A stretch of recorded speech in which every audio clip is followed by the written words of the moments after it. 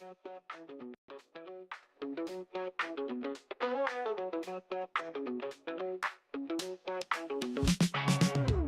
to the spot. It's time to ignite. Oh yeah. Operation Hangout. The feeling's just right. Chilling with the crew. We're ready to groove. Opinions flying high. Come on, let's move. Woo. Hang out all night long, all night. Laughing and debating, playing our song. Oh yeah. Share your thoughts, don't be shy. Don't be shy. Operation Hangout, let's reach for the sky. Let's fly. Pull up a chair, let's get in the zone. Voices blending smooth like a funky trombone. Oh yeah. Topics from the heart, making us think. With a twist and a shout, raise up your drink. Cheers. Hang out all night long, all night. Laughing and debating, playing our song. Oh yeah. Share your thoughts, don't be shy. Don't be shy. Operation Hangout, let's reach for the sky. Let's fly. Bring it down, shake it up, feel the beat. With every word we share, the circle's complete. Living loud, thinking proud, that's what we do. Oh yeah. Join the club, come on through, we're waiting for you. Alright. Hang out, all night long, all night. Laughing and debating, playing our song. Oh yeah. Share your thoughts, don't be shy. Don't be shy. Operation Hangout, let's reach for the sky. Let's fly. Hang out.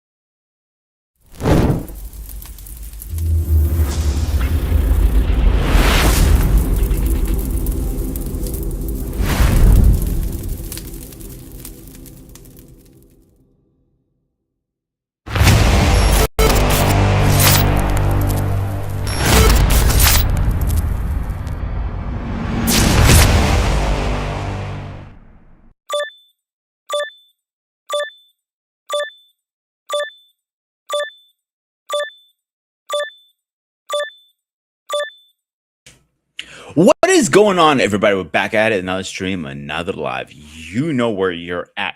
You're at Spartan SU Network, the shows of shows. Operation Hangout. Of course, we're here for a great conversation. Of course, you don't know who I am. I am the host, the Spartan, aka Peter. How is everybody doing tonight? So, tonight we're going to be talking about Rambo versus the Punisher. I think these guys are going to be pretty good team up because both of them have skill in military. Number one, both are in great shape. Both know how to do hand-to-hand combat. There's a lot of factors here. So let's go to a little bit backstory to the guys getting here. So Rambo is the creation of, oh man, I'm gonna butcher his name, Sly, who also made Rocky. Did a great job, and he he mastered it pretty well. So before I do that, guys, let me get a little house cleaning. Guys, let's say let's give a shout out to our boy Greg.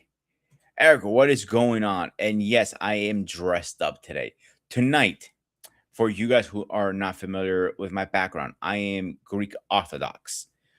Tonight is Greek Orthodox resurrection. So tomorrow's Easter for us. So we go to church at 11:30, and we go right into service at midnight. And yes, it is going to be a long night, but that's how we personally do it. We do a little different than other faiths out there. So I am dressed ready to go.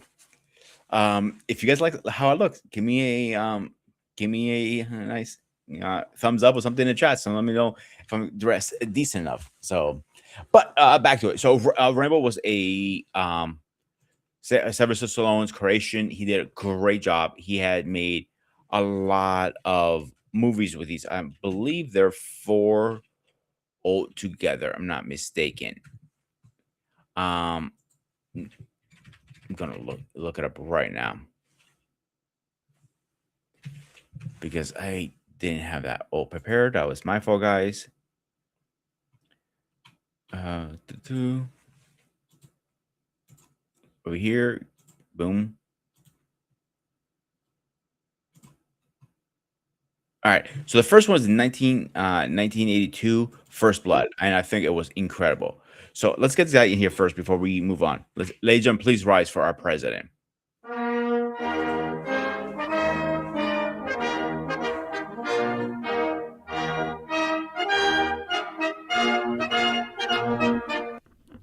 Mr. President, how are you doing tonight?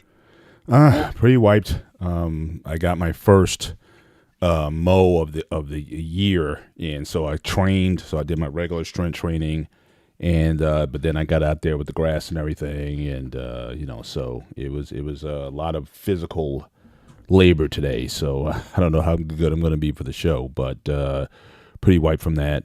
But that being said, good to be here. But the nice thing, I got a new electric, a battery powered lawnmower, and Really? heaven, bro, heaven. First of all, you look very, very dapper in your glasses.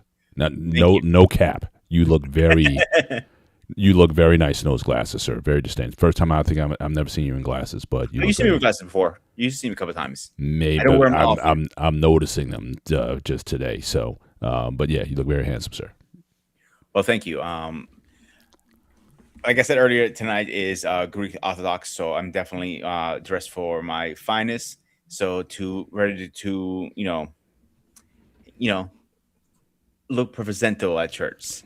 So whoever wants to join the show, the link is in the chat. Please follow the rules. The rules are very simple. Please dress appropriately. No eating on camera. No smoking on camera. Dress appropriately. Like I say, a camera must be on. A mic might be on. So Rambo versus Punisher. As I was saying, Paul, before you came on, Rambo is a Sylvester Stallone creation. He has made 4 movies. 92, 82. I apologize. First Blood, incredible. 81. According to the web, it says 82 here. Okay, all right. All right. I'm not gonna maybe you're wrong or right. Whatever. In 85, First Blood. Rambo, First Blood First Blood Part Part 2 came out. That's my personal favorite one from the first 3 movies. To be honest with you, I think it did incredible. Rambo 3, good movie. You gotta get a little butchered in the critics on that. I remember correctly. And Rambo. I actually like the '08 Rambo, to be honest with you, bro. I actually enjoyed it. I don't know about you. It was just a bloodbath. I mean, there was like no. It was just gore. It was just gore, like at a high level. I mean, I thought the John Wick movies were starting to get a little over top with the gore and everything in there, but I just thought the Rambo, especially at the end when he just comes out with the automatic and just gunning guys down, it's just body parts like all over the place. So, Craig, you got to work on that. Stop hitting yourself in the head. Yeah. And Eric's saying after this comment, the next one, he was actually a David Morrell, yeah, that was the writer of the. I apologize. Then I was completely wrong. I thought it was a Stallone's creation. I was completely wrong. No, Rocky was Stallone's creation, but no, John Ram. That was. But it was Stallone's idea to make it into the movie, I assume, right? Probably. I mean, he might have been. Well, actually, no. I mean, the studio that was involved. I mean, he might have been involved in that, or he might have just took it on. So thought it was for him, especially since I think at that time he was trying to get away. He already made 2 Rocky movies, and he was in the middle of Rocky 3, which also came out I think in 1982. So I think he was ready for something else to get out of the Rocky Balboa image. So it was like the perfect film to create like a totally different character than and stop being typecast as Rocky Balboa. So I think it was probably a breath of fresh air for him to play a totally different character than Rocky Balboa. Yeah, and I think it fit him really well, to be honest with you. Yeah. So now with Punisher, I think these guys are going to team up very, very well because both of them have military experience, both are in great shape, both have hand to combat, both know how to survive in the wilderness. The question is, who actually is going to win this fight?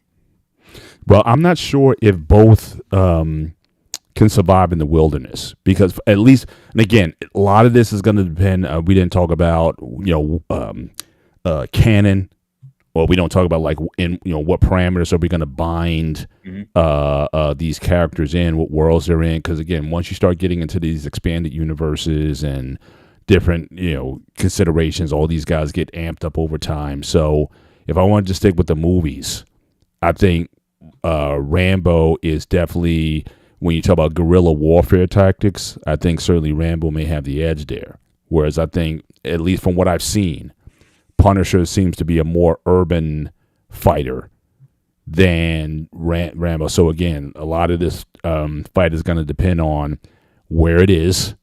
Mm-hmm. We talk about in the jungle, or are we in the city, or some shiesty urban area?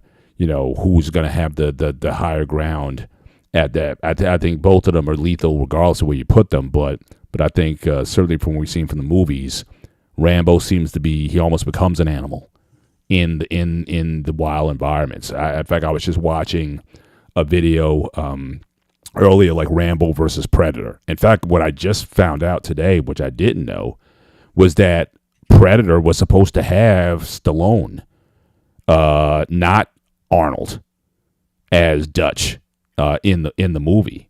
And so, if you're talking about replacing Dutch with Rambo, that would have been pretty interesting as well, because again, for the same reason that Rambo was so lethal in the jungle, and Dutch wound up beating his Predator. You can make an argument that Rambo might have been even better, because that's like his home is in that kind of environment. The other thing, I think, shout out to Mandrell. Certainly, you're welcome to come up, sir, and be a part of it if you have time. But that's the thing too. Now, for what I also understand of their backgrounds, and I think we got Anton about to join us. Yep. What I also understand is that yes, John Rambo is a Green Beret, mm-hmm. and from what I understand, the Punisher was a Marine. Now, again, I don't know what type of Marine. I don't know what Marine, if they have like a special force. We know about Navy SEALs. We know about Army Rangers, U.S. Special Forces, and we know about the Green Berets. I don't know about the Marines, like who are who is their elite? Because from what I understand, he was like a Marine, and he was also part of this Black Ops group or something like that. But I don't know how, in the Marine Corps, like what is the elite force of that period? You know what I mean? So again, good, that could matter also. And again, Mandrell is also making a point here. You're saying as a Green Beret, say they were trained in urban, jungle, desert, and mountain environments. So again, the level of training that John may have had versus Punisher. That we can debate that. I mean, but I think that matters also if you talk about going 1-to-1. On it, the Marine Special Force is called MAROC. That's what there is showing. He's in the back. You want to bring him up, or are you waiting? I'm gonna bring him right now. Actually, yeah. Oh, wrong button.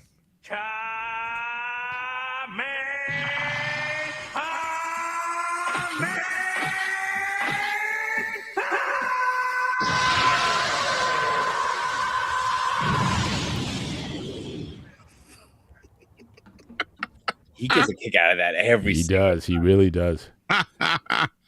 And bro, I do know you're a Green Beret. I remember our interview. You mentioned that. Say again.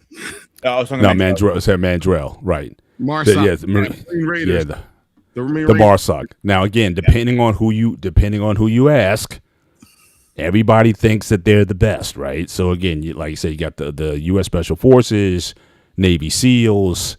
the MARSOC or whatever. Everyone's gonna tap there. So again, I'm not there, so I'm not getting into that beef. Anton, I'm sure you may have your own view in terms of who's the best of the best or whatever, but this is a fight that this isn't my fight in terms of the elite of the only ones that we probably agree on. The Air Force, they may not have the elite fighting, even though they have an elite, but they may not rank with those guys. And I don't know about Coast Guard and National Guard. I don't know if they have.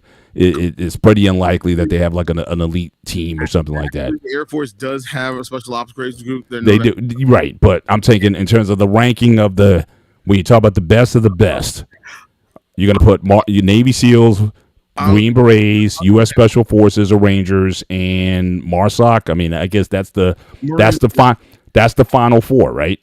that's the brackets, right? So it's like you're gonna have these guys go head to head. And but that's not my fight between the elite fighting forces there. But for this argument tonight, though, all we know is that again, Punisher was a Marine. What type was he? A MARSOC? Was he I don't know. He was probably forced reconnaissance. I won't be surprised. He was probably forced reconnaissance. He was probably recon. Of course. My time in and everything else, I'm going to lean towards Green Berets because those guys, there's a reason why they're referred to as the tip of the spear. Like they're the 1% of the 1%. Those guys are squared away. They know their stuff. And it's some real cool guys too when you talk to. I mean, me. So but you have Special Forces and Rangers and Special Forces, is that one the same or they're different? Two separate groups.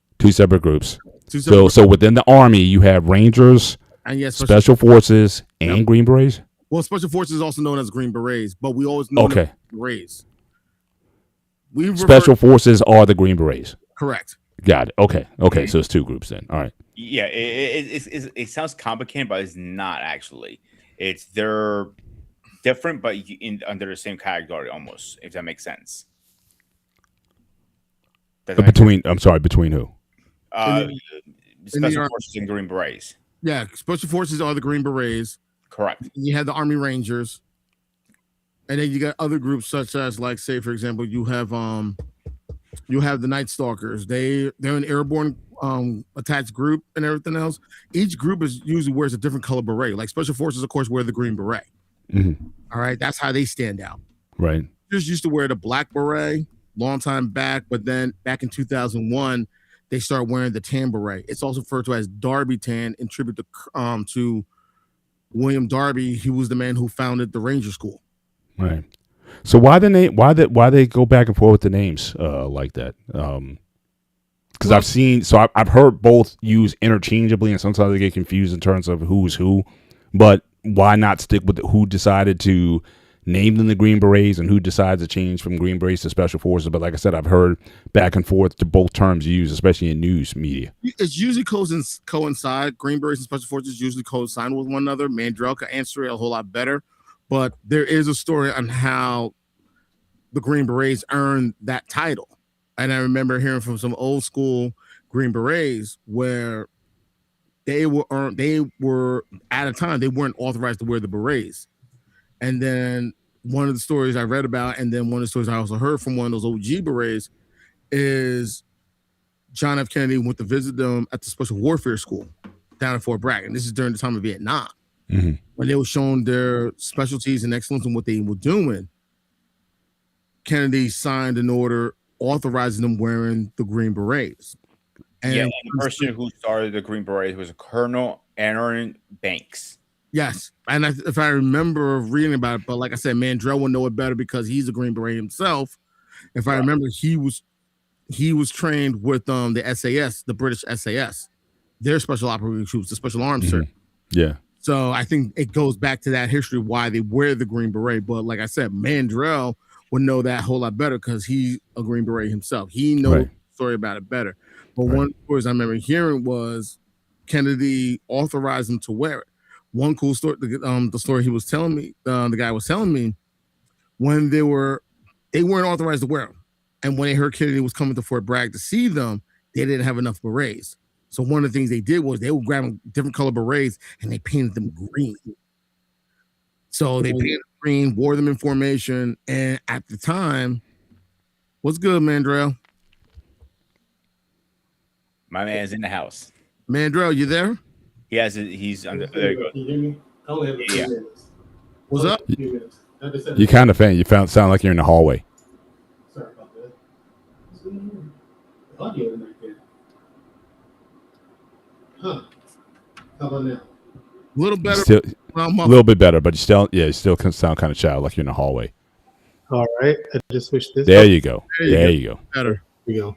There Yeah, I you just go. wanted to say that Punisher was definitely either Marsoc or Force Recon, one of the two. And my money would be on Marsoc, which is their most elite unit. Mhm. Yeah, Right. that's their top tier. Right. And they are no joke. Like, hands down, no joke. I love the Marines. I love the Army Rangers. Fuck the SEALs. Okay, they're worthless. Yo, don't be Listen. Hey. No, I'm speaking from experience with dealing with all of them. Okay, I've dealt with the SEALs. I see what they do. I watch them work. No, are they good? Yes. Are they top tier? Tip of the spear? Yeah, they're all that. But they're compared to the rest of them, Hollywood has done them a great service of hyping them up to be more than what they really are. And that's what people have to understand. SEALs are fantastic at what they do. They are. I'll give them credit where credit is due. But it's to the point where you got the Marines, you got the Army Rangers, you got Green Berets, you got Delta Force. Are the SEALs necessary? No. You don't need them. They don't like. Delta Force is what? Delta Force is what branch? That's Army. Army. That's So you do have three. So you got Rangers, aka Special Forces. You got I'm sorry. You got Green Berets, aka Special Forces. You got Rangers, and you have Delta Force. Yes. So you have three special. Yes, and here's the thing with the Army. Delta And the thing with the Army is they have other units that are top tier 1 units like Delta Force that no one knows about. Joe Kent was in one of them. One of those units that are tier 1 units like Delta, but no one knows what they are. And they recruit you. You don't go looking for them. You can ask to go to Delta whenever you like, and you'll go to their selection process and probably fail. I heard stories about the House of Horrors, man. I heard it's not pretty too. Give me 1 minute. I'll be right back. Yeah. So, Paul, like Jordan was saying, is Special Forces is a big branch. We know the most top ones. Obviously, we know Rangers, Green Berets, and Delta. And Delta is usually the top of the spear for them. But they're more that tier 1 units, also known as Black Tier, something like that. I think it's called Black Ops.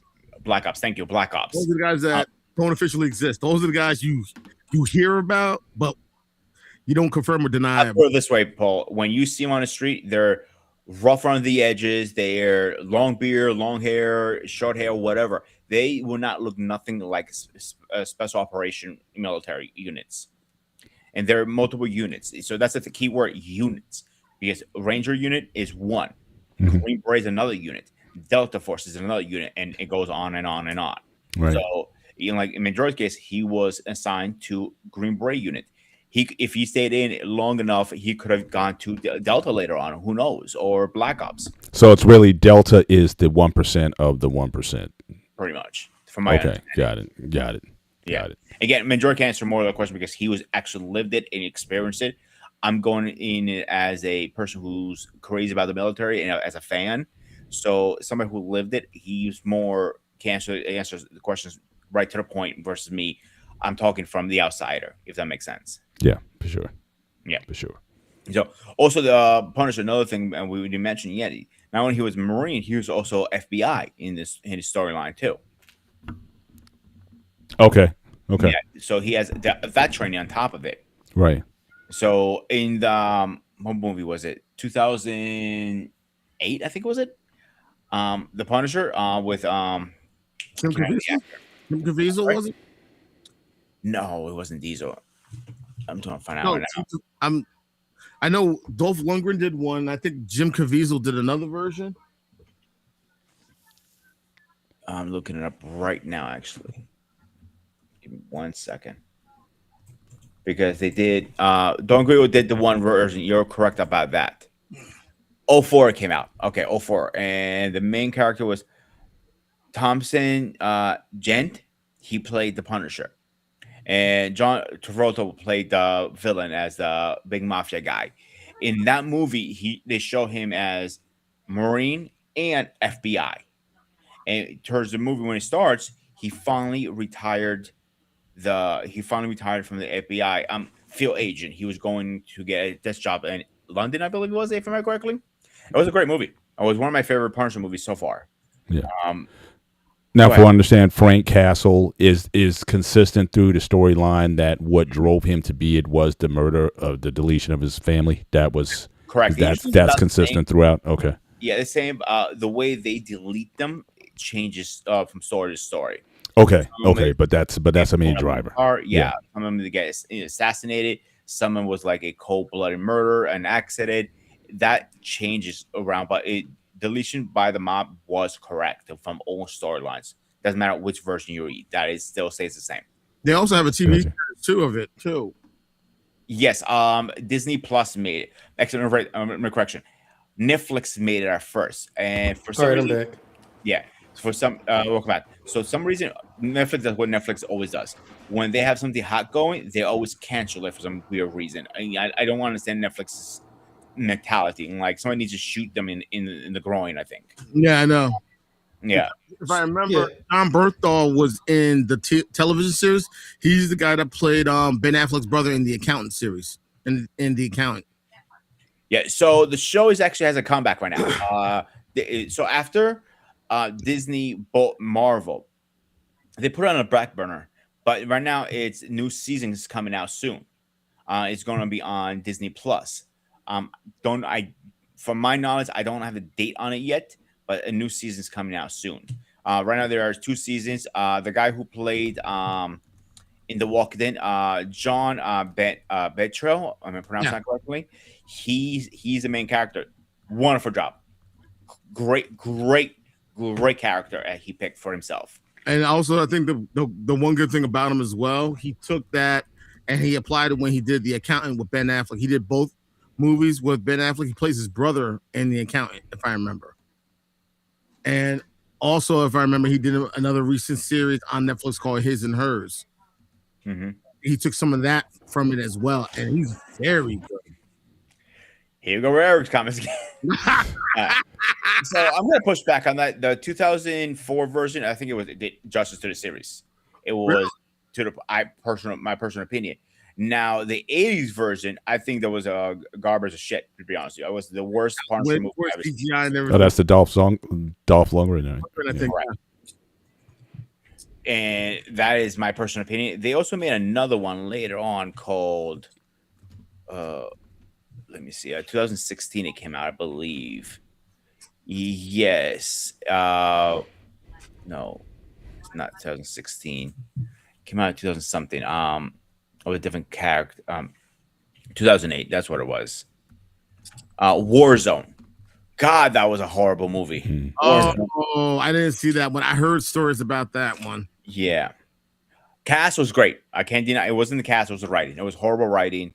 I think they should have kept the original Punisher personally, but that's my opinion. The character, the actor was great. It was the storyline was so bad. If they kept the same actor and did a different version of the script, because they would have to continue where they left off from 2004 into 2008. Okay. Unfortunately, they didn't do that. Okay. Yeah. So it's just one of those things. You know what I'm saying? Mhm. So, but let's go for our first question. Let me get my questions back up here because I had a bunch of them here. Yeah, I see the questions you sent me. All right. As physicality, who's tougher? You guys think John or Rambo? Tougher? Physically tougher. Ooh, wow. Man. I mean, both of them have suffered like ridiculous injuries and been able to fight through it. I mean, we all know about Rambo's ability to like repair himself, like do things. Like he said, he basically put an explosive charge into a wound to seal it, so he can keep fighting. I mean, that's pretty hardcore. Like he's literally putting shells or from a grenade or whatever into his side and igniting it to seal a wound. It was gunpowder. Like he opened That's up. pretty hardcore. Here's what it is. He opened up. He took the warhead off of a 40 millimeter grenade. Okay, 40 Mike. Yeah, and he took the gunpowder, put it in the wound. Okay, this is something. I'll just say this first that we would never do in real life, like ever. I was about to ask you if you do that in real life. No. You'd be much better off just taking a piece of steel or something and cauterizing the wound because he had the fire going, right? Yeah. You take something really hot and just cauterize the wound. Now you have to understand you're probably going to get infected anyway, which means you're fucked. You have no antibiotics. Okay, so you have to find something for that. But yeah, Rambo is extremely hardcore. Like I said, I only got a few minutes, but I'll say this. Between a MARSOC Marine and a Green Beret, you're talking about no matter the environment doesn't matter, okay? The battle IQ of the individuals is what you have to look at as far as who has the advantage and who doesn't. Experience, battle IQ. Now, the Green Beret is much more trained and educated in every aspect, okay? Because like I was a weapons sergeant. My trick was 2 years.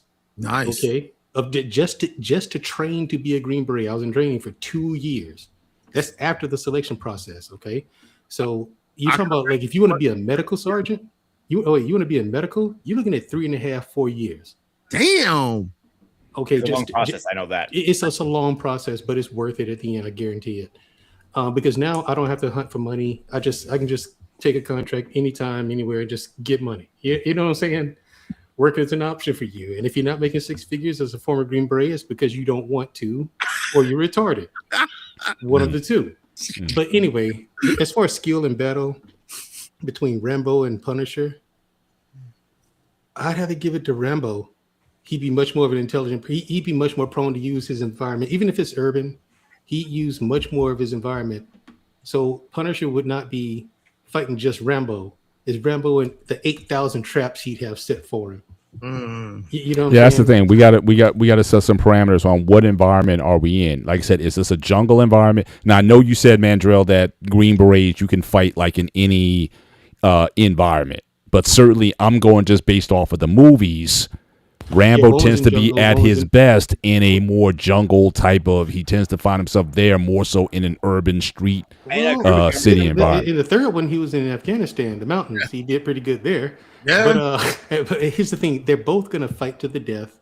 You're talking about two actual warriors who it's only going to end in death.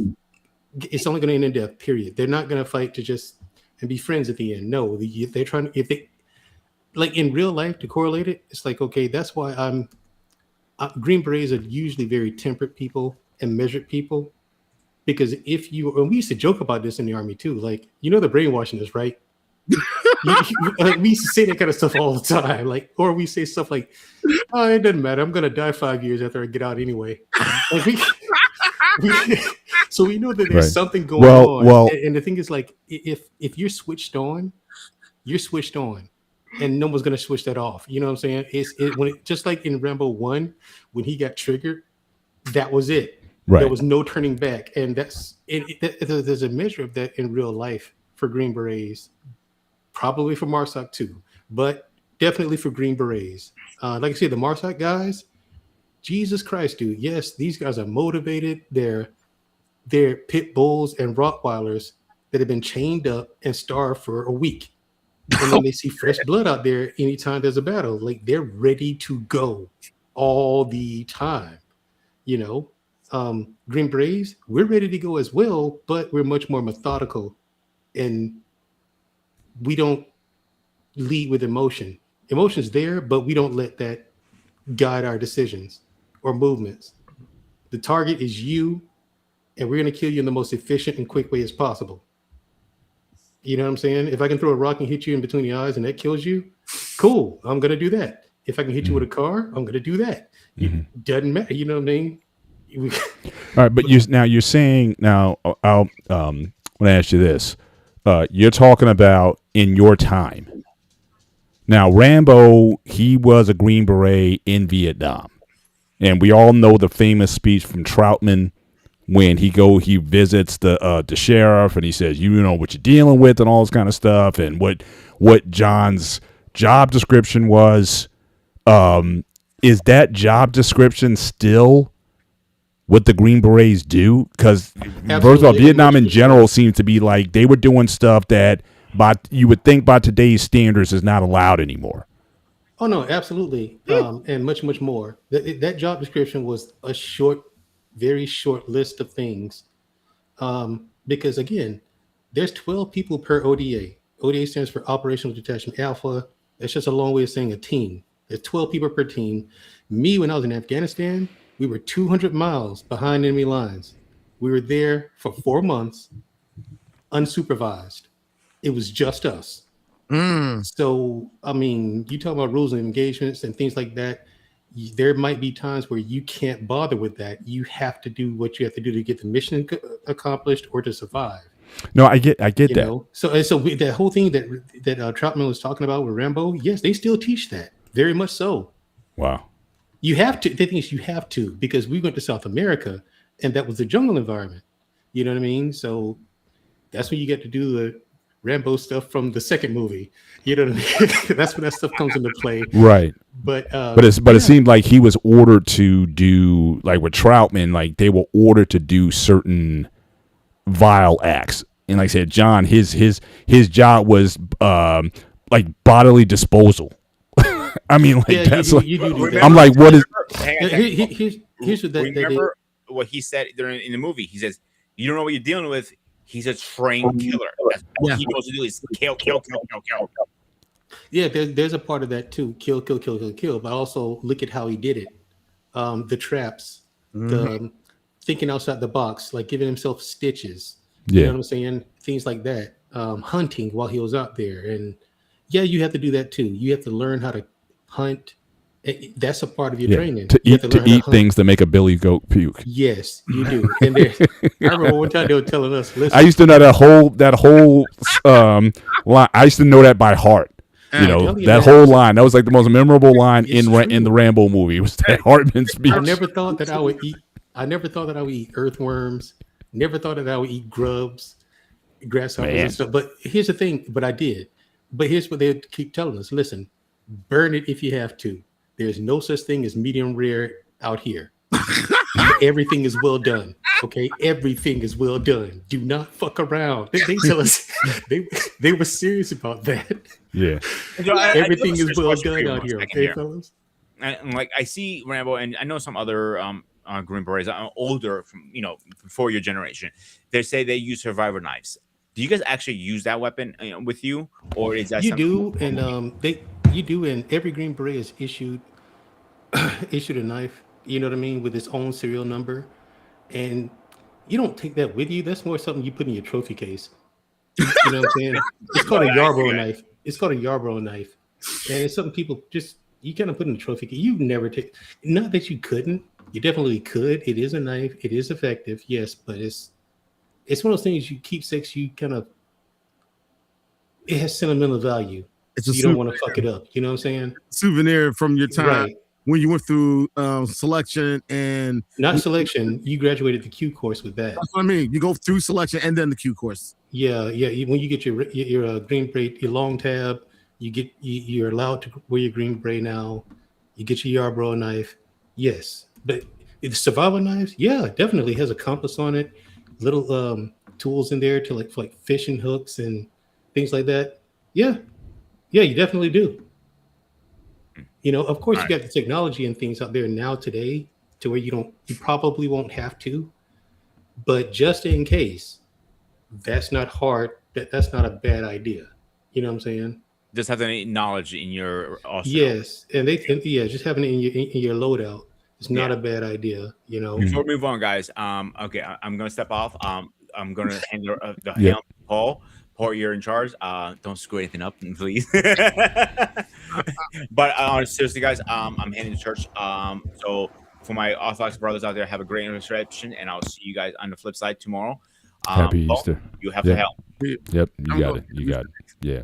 Yeah. Yeah, So, but that's the thing. So you could live, so Mandrell. So you could live literally like tonight, just like with Rambo, hunt, fish, make weapons, do all that kind of stuff, just with the one knife. You could live as, if, or you're trained to live as he did with that one blade. yes, I have been trained that way, but I just wouldn't stick with that knife. I'd make other stuff. You know what I'm Right. saying? Like makeshift shelters, things like that. Right. Yes, you are trained as a Green Beret. You are trained to actually live off the land, and you Yeah. can, and they train you to the point where you could actually live forever out there like that. Yeah. Well, that kind of gets into the second question then, because I think we're all agreeing that Rambo might be tougher. Now just getting back, I don't want to give Frank Castle some. I'm going to give him some love. It's like the more you beat him up, unless you take him out, he just fight. He's almost like Wolverine in that he goes into this sort of berserker mode and he just can keep fighting, even though he's been cut, Marine. slashed, bloody, or That's a whatever. Marine, man. That is Right. a Marine. So that's pretty tough. Also, I'm just saying. But the fact that, like I said, the scene where John repaired himself with the gunpowder, that to me is that's like other level. I've never seen Frank Castle heal himself.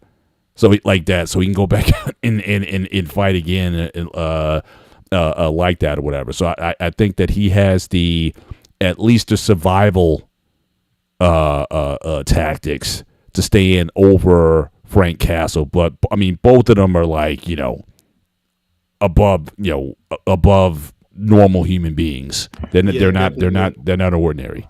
Well, and the thing is, Rambo was a weapons sergeant, like myself, but he cross-trained as a medic because you can do that. Like you can be a weapons sergeant and cross-train as a medic, or as a commo guy, or whatever you want. You know what I'm saying? And oftentimes we do that. We learn engineer.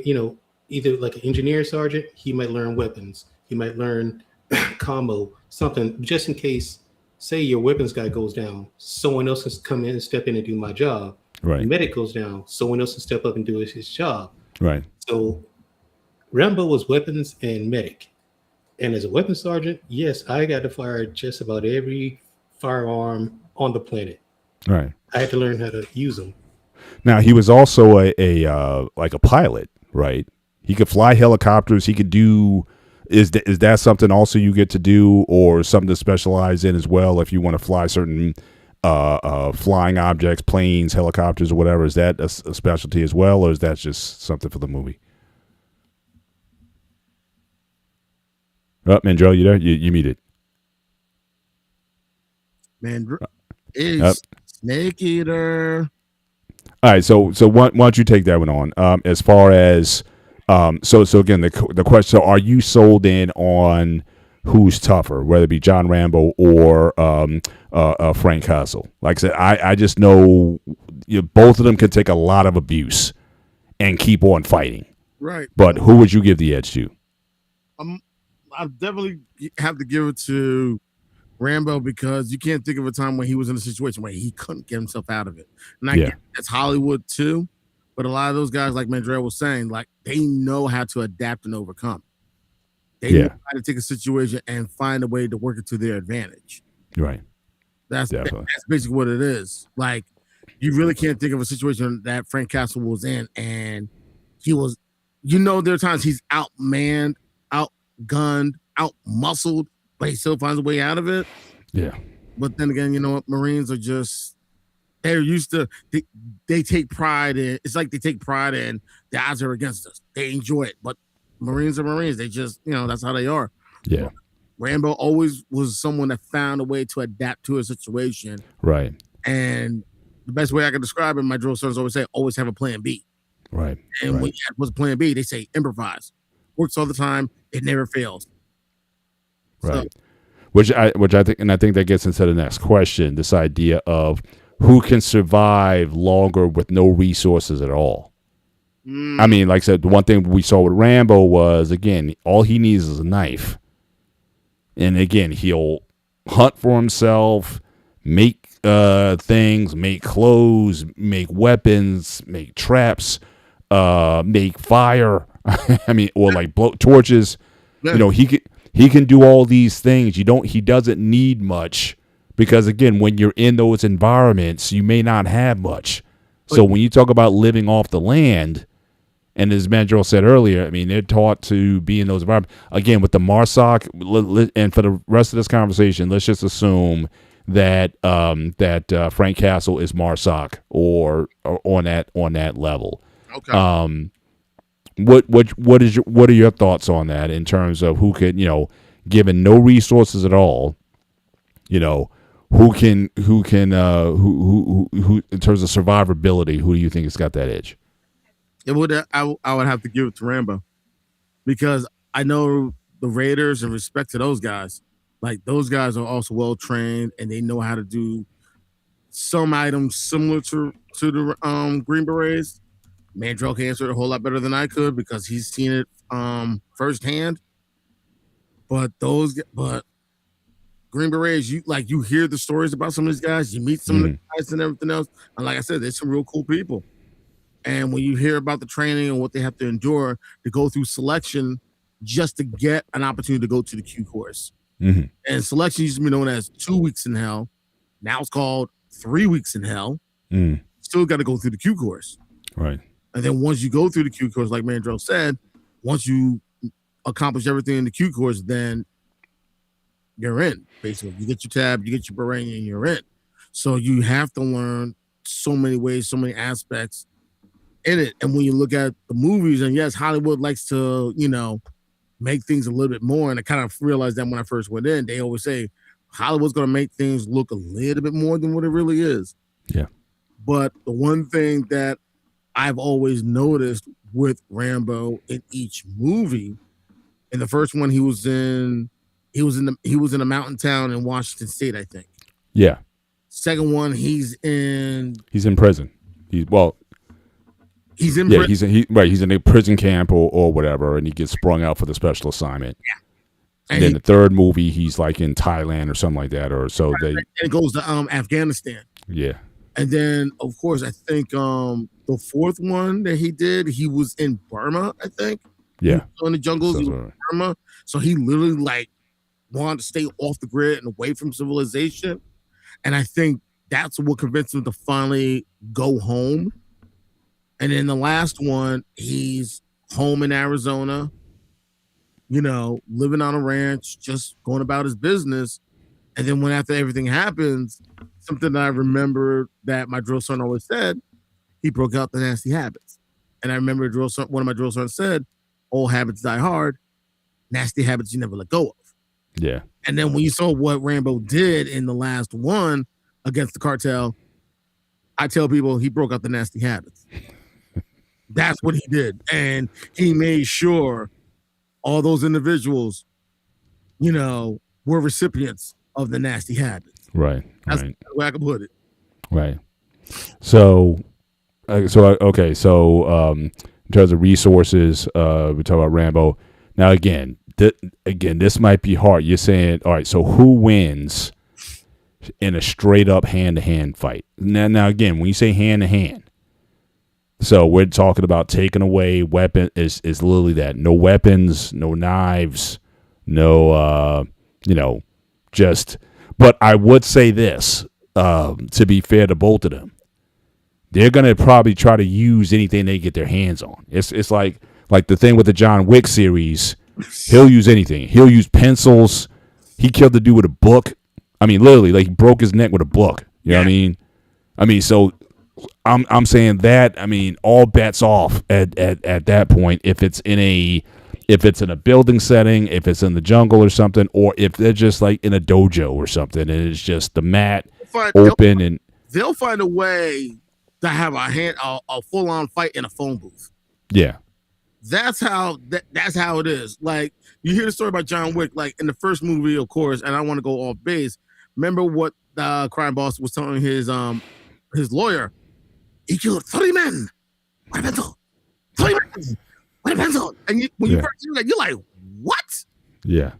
And then you kind of see it in the second one, you're like, okay, that's how he did it. Yeah. Never mind.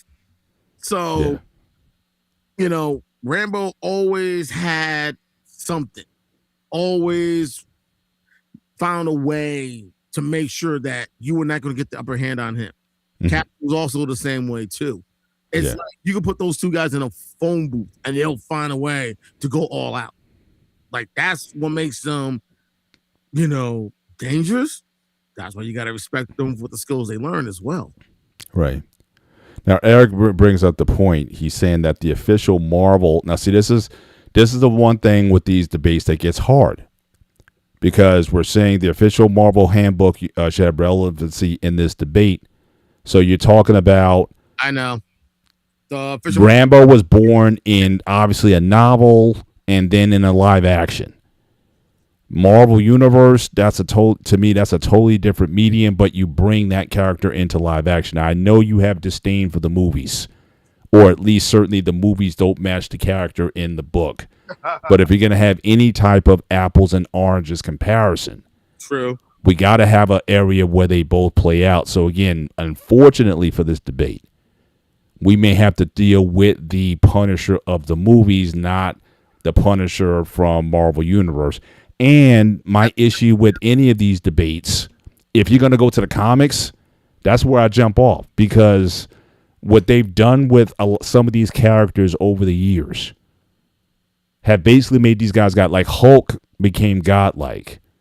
When you got to World War Hulk and all that kind of stuff, where he's basically beating Eternals and all this kind of stuff, it's like, when does it end? Same thing with Superman, right? Right. The original Superman couldn't even fly. He could leap, when they say leap tall buildings in a single bound, he did that. And now they make it where he could fly like faster than light speed. So again, the Flash. When I was growing up, the Flash ran at the speed of sound. 600 miles an hour. He can run on water and things of that nature, or vibrate. Now he's got, with the Speed Force, now they make him like he can travel beyond time and infinity and all this other kind. He can literally phase through. Yeah. So fast he could phase literally through solid objects. Yeah. Well, he could do that back in the day just by vibrating. He could go through an object. That was, at least in the era in the 70s and 80s when I was reading the Flash, that was the limit of his ability, all the way up through the 90s with the Flash TV show that was on.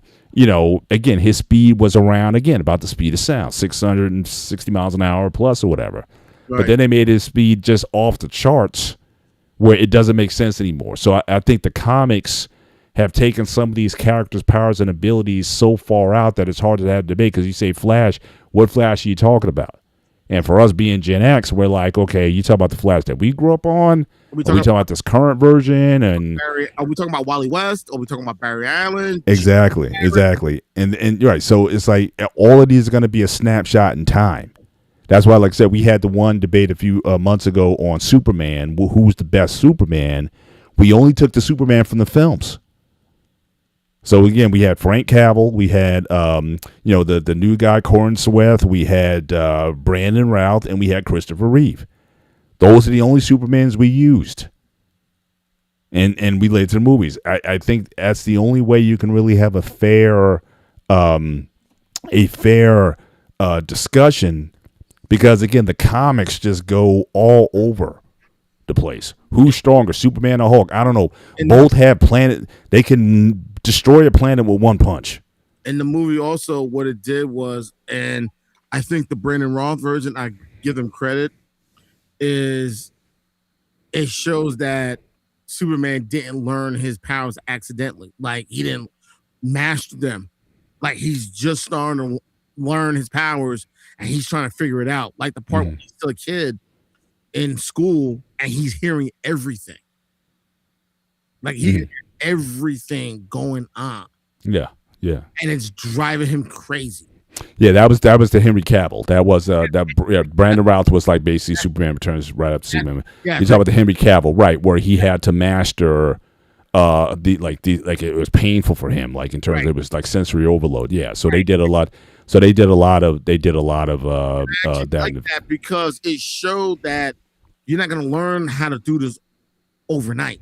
Correct. You remember when he ran? He runs out the classroom. He goes into the closet, and then you see Martha coming in, and she's like, "What's wrong?"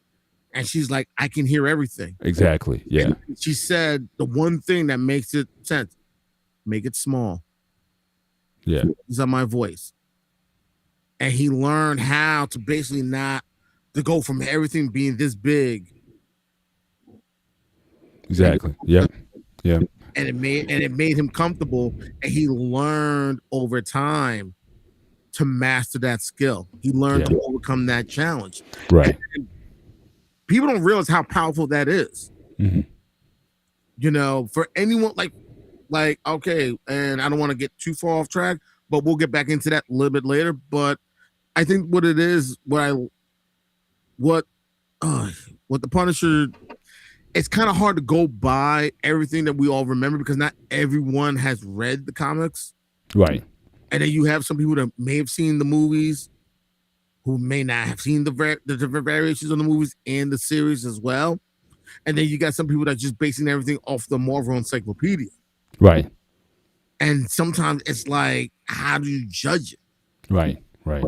Like, and again, even if you, like said to Eric's point, again, you stick within the parameters, that's easy. But again, we can go all night with, if you go to the comics and beyond. Exactly. And like I said, and Rambo, and again, now I don't know if Rambo had, I know you might know this, did Rambo have any kind of extensive comic run, either in Marvel or Dark Horse or anything? Like, did someone? To be honest, So I don't know. So like I said, if you want, you're trying to compare a live action character to one that was originated in the comic books, that's a kind of hard comparison to make because, again, I think the comics take a lot more liberties with what powers and abilities, and they just kind of, make them on the fly. Exactly.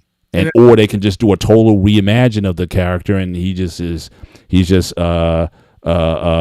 else. So again, sorry, Eric, if we we didn't kind of go all in tonight. But again, we'll try to have more apples to apples comparisons. But again, certainly from the films. Okay. That's why I'm saying I try to have like a level playing field as much as I can. So I think the films is the fairest way to do this. But if Rambo didn't have an extensive comic book run, or people didn't take it up, I know he had the cartoon and all that kind of stuff. Yeah, but I wrote the cartoon. I do remember. But if you're not going to give them that, then it's. But certainly the comics we've seen. But as far as the fighting piece, let's get back to the question. As far as hand-to-hand combat, these guys again. I'm back. I'm sorry. That was PT for us. It was almost every day. You train in hand-to-hand combat almost every day. Right. And like I said, because I have to go, I'm going to keep listening though.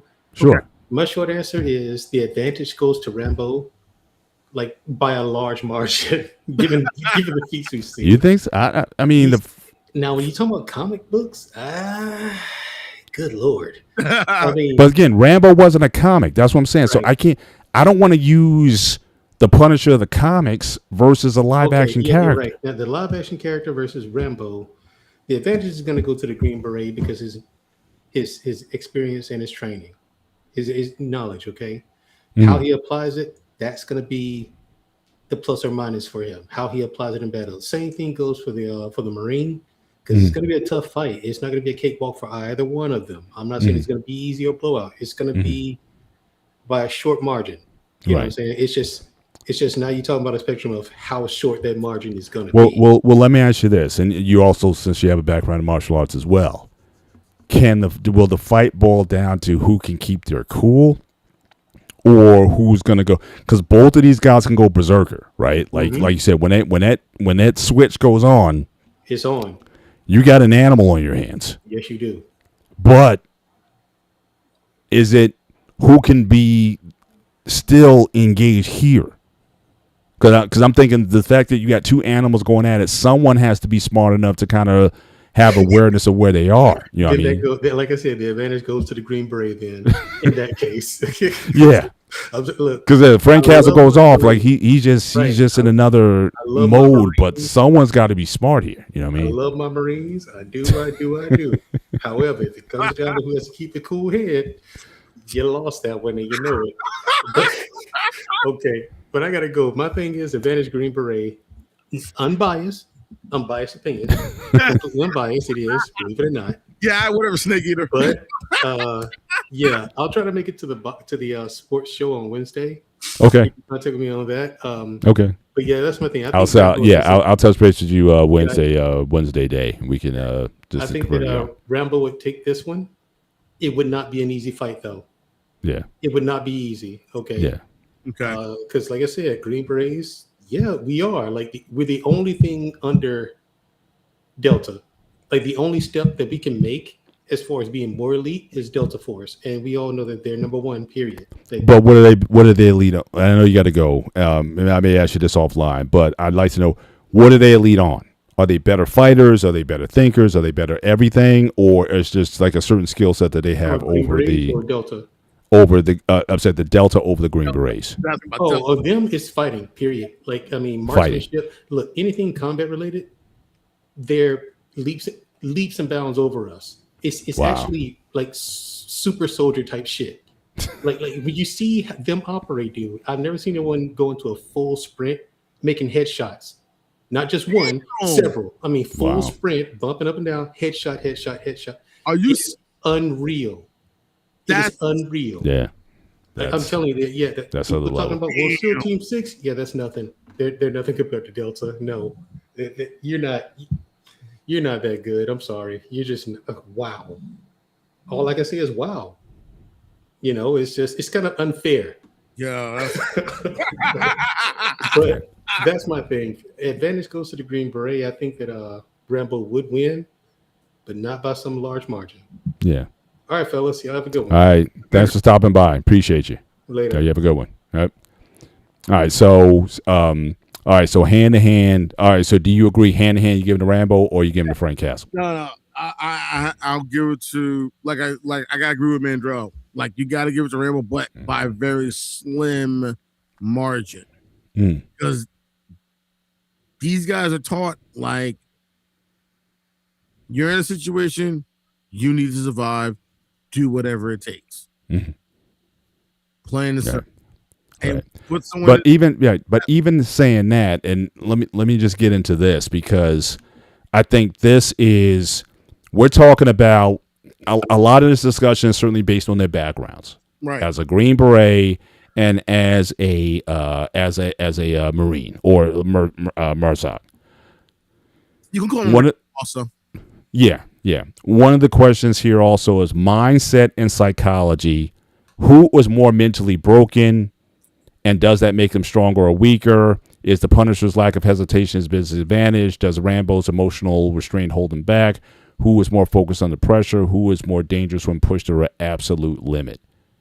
Because we could talk about the training even of Delta Force and Green Berets and whatnot, but you also have to understand Frank Castle is, in fact, a broken man because he had his family taken out. Exactly. And it don't matter how strong you say you are, Yeah. for any man to witness that, to lose your wife, to lose your children, and you hear different variations of what happened to his family, just the fact that this man bear witness to that, Yeah. that will break any man. Right. And could that be the edge? Because John Rambo, he was trained to, like I said, in disposal of bodies. I mean, that was his job, like on a day-to-day basis. Yeah. And also, But we don't know, was there anything in John and all that stuff as far as the switch that Mandrell was talking about? That's his training. right. But you're talking about going to like a much more personal space when your family gets taken out. So again, if you want to talk about, again, going back to the combat scenario, could that make the difference? Or could that be because again, the question is who is more focused under pressure? Could that emotional rage and energy that Castle is operating off of, could that mean the difference in terms of an outcome of a fight? So both these guys are going to be turned on, turned up. They can take crazy amounts of punishment and keep on going. If anything, they get more amped up. The more punished they get, the more damage they take, they get stronger, it seems like, over time. But what trauma John's trauma was obviously what he saw in Vietnam, seeing his best friend. I don't know how much you remember from the movie, but at the end of the movie, he talks about the story. Him and his friends at this bar, and the bomb blows up. His friends, in half and whatnot, and all that kind of stuff. And that certainly can do a lot to a person. Also, It was when basically his family, which was his platoon, was taken out, right? And the last guy, he caught cancer from the Agent Orange, right. when he got back. So that can certainly do something to you. But it wasn't just that, but also remember the time period, how people felt about those who served in Vietnam. yeah, for sure. Veterans were disrespected. For sure. Yep. Back. And I tell people, if you ever listen to their stories, like whether it's watching a documentary, and some of the stories I heard, I remember one story I heard it from the father of a student that I was coaching when my old high school was still open. I was helping a friend of mine coach the fencing team. Right. And his dad, one of the guys that I was coaching, his father was a Vietnam vet. Mm. And he was telling us the stories of what he had to endure, not when he was downrange, but he talked about a lot of stuff that a lot of veterans, not just him, but a lot of veterans had to endure when they came back. Yeah. And that can also set some people off too, whether they were drafted or they volunteered. The fact that you have individuals who came home who went through a world of God knows what, and then some. Right. And through that, they survived. Right. Only to come home and for people to disrespect them, to spit on them, to disgrace the uniform that they're wearing and everything else, all because they were doing their job at the same time, doing whatever it took to survive. And witnessing things that most people will never witness, that can set them off too. Definitely. But even with all of that, you talk about your wife and kids, though. I would still think that'd be another level or layer of trigger. Yeah, it is. You know what I'm saying? It's just, like I said, both are so again, you could almost give that edge to Castle because he's got the war experience. Although again, depending on who you ask, because I know guys, I'm sure if you went to Afghanistan, you've seen some stuff that that really messed you up. But Vietnam, just from what we know of Vietnam, there was a lot of stuff that went on that was just like, we had military cases, right? Harry Carey, you had all these military cases about, who's the general or the captain who ordered the soldiers. There was a big case, military case where the captain ordered the soldiers to delete a village or something like that, and there was a trial. And I think that was Miley. I could be wrong. I think Miley massacre. I remember hearing about that. Yeah. So there was a lot of things that were going on there that I would think that more modern rules of conduct in terms of, and again, there's things I'm just talking as a layperson. There's probably things that we'll never know. Exactly. Like what's going on now in the wars that are going on now. We have no idea what's going on. Yeah. And unfortunately, we got a Pentagon that is not going to square, at least this one, they're not going to square with anything that's being done. No. And I know Angry Elf, he used to be on the channel also, he said, it's like, look, if you want certain things, you're going to have to do some messed up stuff. He was just, but Vietnam, there was like stories that were broken that were coming back of some of the behavior of American soldiers and things of that nature that was just like, whoa, this is it totally peeled the image off of the American soldier fighting on behalf of right and justice and God. Exactly. That really set a lot of civilians off, that led to all that protest. And then again, when the Pentagon Papers were leaked, and then we we had an idea of when why we were there, it really set a lot of people off. But I'm saying that so I'm saying it's a lot of the acts that were committed in Vietnam. And again, any veteran may, they have their version of stuff. If you served in Iraq or any of these theaters of war, there's some stuff that's going to be messed up. Exactly. And I think Vietnam, from everything I've seen and read, them soldiers did some pretty messed up things. But it was not only that, and the one part that most people never even realized And if you ever saw the movie Dead Presidents, it kind of it touches on that. Yeah. And the last scene in the movie when Lorenz Tate's character is in court after everything happened and he's being sentenced. You see the exchange between Lorenz Tate and Martin Sheen, who's the judge. And that was the thing most people never realized was, can you really say Vietnam was a war or was it a conflict? Because that was the even bigger issue that people didn't realize was that you had veterans who served in World War II and Korea who did not want to recognize those who served in Vietnam as veterans. And most people don't even realize that. And if you ever watch that part in Dead Presidents, Martin Sheen covers that. His character served in the Marine Corps as well, like Lorenz Tate's character served in Korea. Mm. And he said, and he was one of those that what really set Lorenz Tate off was he basically said Vietnam was not a real war. Right.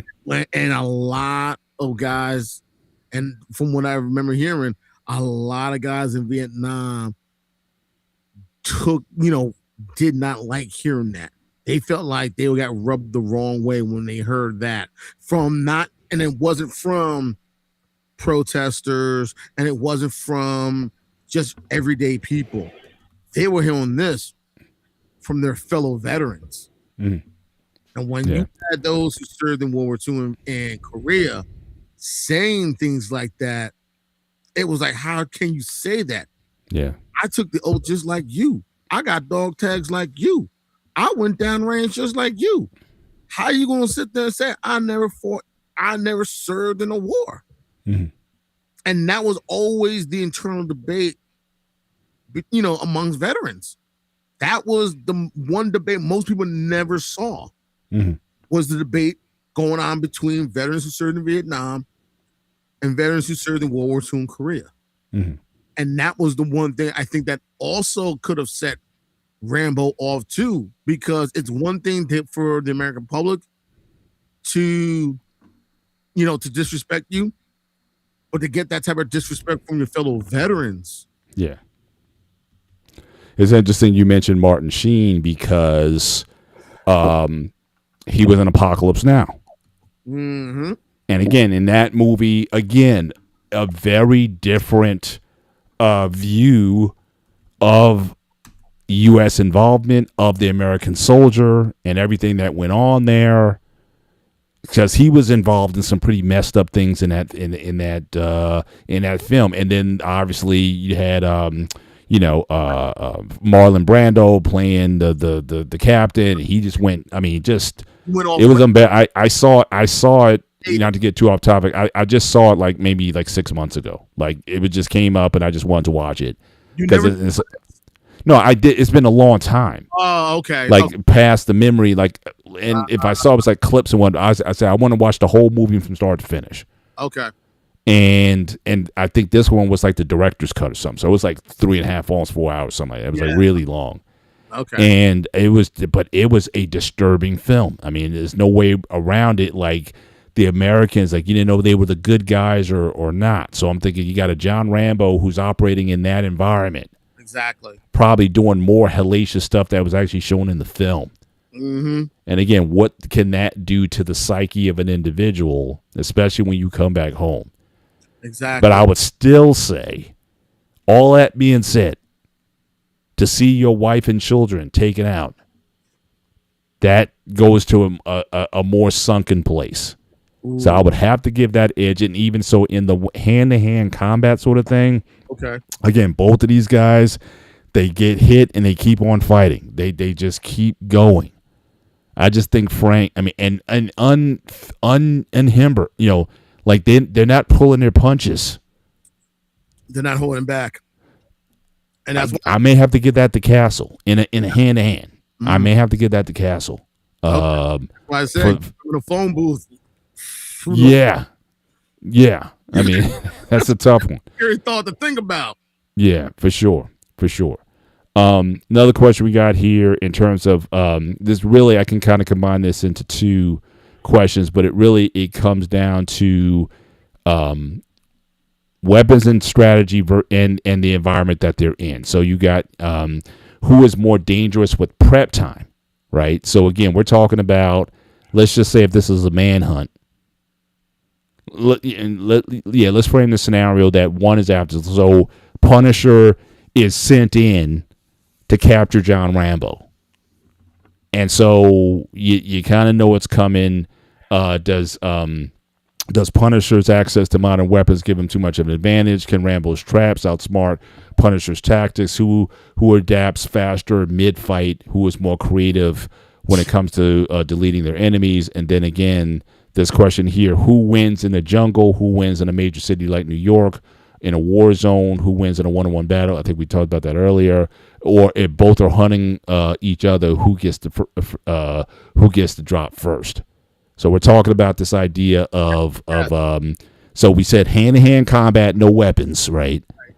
But if I'm going to give these guys time to prep, and also in what environment? So like I said earlier, I think I'm going to give Rambo the advantage in the jungle. I just think he's just more, that's like home base for him. He just thrives more in that environment. But in an urban street environment, I think Punisher may own that a little bit more. I think that's, even though Green Berets, as Mandrell said, you're trained in urban warfare as far as jungle warfare, mountain warfare, all of that. I would still give the edge to Castle in an urban setting. What say you regarding that scenario? No, it definitely is, because I think one of the things that people forget, Castle was in law enforcement as well. He wasn't just a Marine, he was in law enforcement. So in an urban setting, no problem. Now, people forget Rambo served in Vietnam. Yes, they really weren't doing any quote unquote urban fighting or mount training, as we always refer to it as, fighting in those type of situations. Right. Vietnam, that was unheard of. You were fighting in the jungle, plain and simple. And then, of course, Panama, you were going into the city, but it wasn't as much. Same thing with Grenada, Desert Storm. Of course, you're in the sandbox, in a big old sandbox. I think one of the areas that helped get the military to learn to fight in a city setting, Mogadishu in '93. Operation Gothic Serpent, aka Black Hawk Down. That's when they started taking the seriousness of fighting in a city, like in a city environment, in a downtown city environment. Right.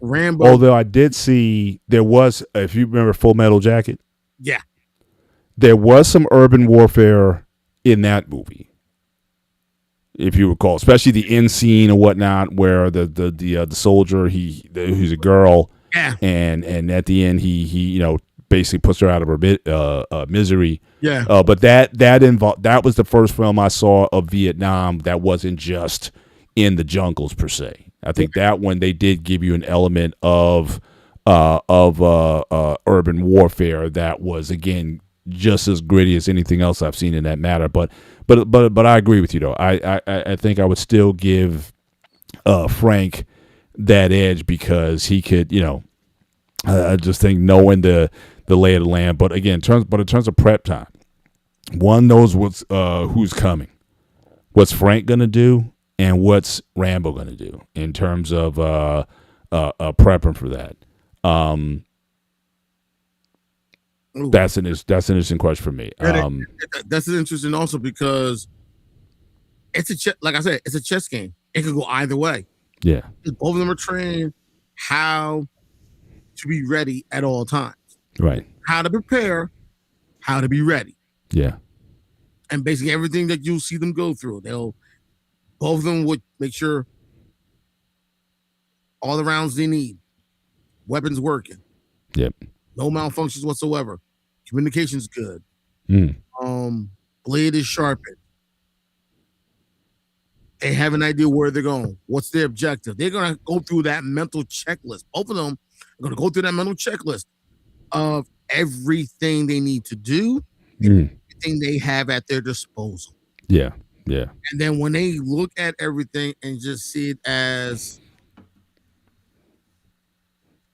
once they're done doing their mental check and they're like, okay, they're ready, green light, and they're on the move. That's how it is. And Mandrell makes a very good point. So, man, Dre, he's reminding me. Remember that skit from SNL, the Chicago Bill Swirsky superfans, the Bears. Yeah, This is what it sounds like. The Bears, like, the Green Berets versus Loki's forces in Avengers. The Green Berets. It just sounds like we're gonna get the same answer for the remainder of the show. Honestly, don't disrespect the Mandrell. No hate at all on the Green Berets. I know there's some bad somebodies, no question about it. I think what it is, he doesn't want to catch any flack from his brothers. That's what. But I'm just saying, it's like, You don't want to catch any flack from your fellow snake eaters. Is that it? yeah. It's like some alien forces coming to Earth and say, "Who you got, Mandrell?" It's like, "Oh, Green Berets." Brace. No, Berets. you know what it is? Yeah. And ironically, people may think, "Oh, that's arrogance and cockiness." No, it's not. Yeah, because you got to be. Yeah. It's Now, who do you think is the better shot, though? So if you're going to snipe, they're both. Now, again, this is almost not a fair question because Hollywood, you still have this thing where, again, you got all these guys coming at you, shooting hundreds of rounds at you. Nobody hits you. You lift up and go ping, ping, ping, ping, and everybody just. You just take everybody out. So again, some of this is Hollywood. Now again, Mandrell's gonna say, "Oh, but the Green Berets, yeah, we do that." He talked about the Delta Force, right, running full speed, and you just ping, ping, ping, you're just taking people out. I get that. I mean, some of these guys, like I said, are real bad in real life. But as far as who's the better shot, if one is they're dug in trenches or whatever, or one maybe have an advantage in a tall building or whatnot, and they're firing rounds back at each other. Right. Who's going to be more likely to hit the other one? Who's the more perfect marksman? who has the better shot. Better shot. Now, keep in mind now, Rambo. He's not only a marksman with the gun, but also with the bow and arrow. Exactly, and that So he's good with several weapons. Where he can hit the target with knives. If he throws a knife, I mean, he can, didn't have you straight in the heart with that. So who would you give that advantage to as far as the better shot? I want to definitely say Rambo, but the thing is, and people don't realize this, and hey, Mandrell, this is just my opinion. This is nothing against you and everyone else within the SF community. Careful. Yeah, I know. Cause I want to catch any heat either. Careful. It's gonna be a challenge because, like I said, like we said, Frank Castle served in the Marine Corps, and the thing that's always been part of their philosophy: every Marine is a rifleman. Correct. Yeah. Even I don't care if you're cutting potatoes, you're in a kitchen chef, whatever, chaplain. Every soldier is a Marine is a rifleman, and that's always been the Marine Corps philosophy. It don't matter what job you have. Yeah. It don't what you're doing, and they take pride in that. Yeah. Because one of the things that I found out, I learned this from my cousin who served in the Corps, my brother-in-law who also served in the Corps, and even from this old OG gunning that I remember I used to chop it up with from my job. The one thing you don't want to be referred to as in the Marine Corps is an unk. And that means what? An unk. Unqualified. Oh, wow. Wow. Yeah. They take their marksmanship with a lot of pride. Right. Well, remember, it was again, going back to Full Metal Jacket. Yep. If you remember the scene where you have the drill sergeant. Yep. He's got the guys in the train. It's like, anybody know who I guess the guy shot Kennedy, right? Or who shot and it's like, what did all these guys have in common? They were Marines, Yeah. So again, regardless of what you feel about the Kennedy deletion, if it was one shot, 3 shots, mob, I'm not getting into that. But the point is, to your point, they made a point to emphasize in the movie that the Marines, in terms of being good riflemen, Yeah. is certainly valued. Now, It wasn't just Lee Harvey Oswald. The person they referred to in the first part of that scene, yeah, and what he did at the University of Texas. right, yeah. Now, wasn't the guy who was the sniper guy that they made that movie about? Was he a Marine also? Which one? It's the one with Bradley Cooper? yes. Oh, American Sniper? No, he was a Navy SEAL. That was Chris Kyle. Oh, Navy's Chris Kyle. You're right. Okay. And he was, and I think maybe Mandrell had maybe have bumped into him or had a run-in with him in some way, shape, or form. I don't know. He was known as a friend of mine. Had a run-in with him. He was known as the Legend because he was that good of a marksman. Now, apparently, they were saying that a lot of stuff was overhyped or whatever, like exaggerated. We're exaggerating. There were some things that were. There were some things that were legit, and when you find out, you're sitting there like, no way, like that's not possible. But he found a way. Another very good marksman, and he also served in the army. I think he was also a Green Beret. He's known as the Grim Reaper. Hold on, let me see if I can find him. Yeah, he's known as the Grim Reaper. And who's this? Let's give me a minute to look to find him. And I'll tell you who I'm talking about. Wow. So yeah, as far as marksmanship, again, you may have to give that to now. Again, Mandrell, he's also, like I said, the weapons expert. Yeah. Who's gonna now? Don't they do in the military? Don't do certain competitions? Mandrell, remember time, and also between the branches in terms of who are the best marksmen in throughout the four branches, the main branches of the military. Is there like a competition? His name is Nicholas Irving. Nicholas Irving. Okay.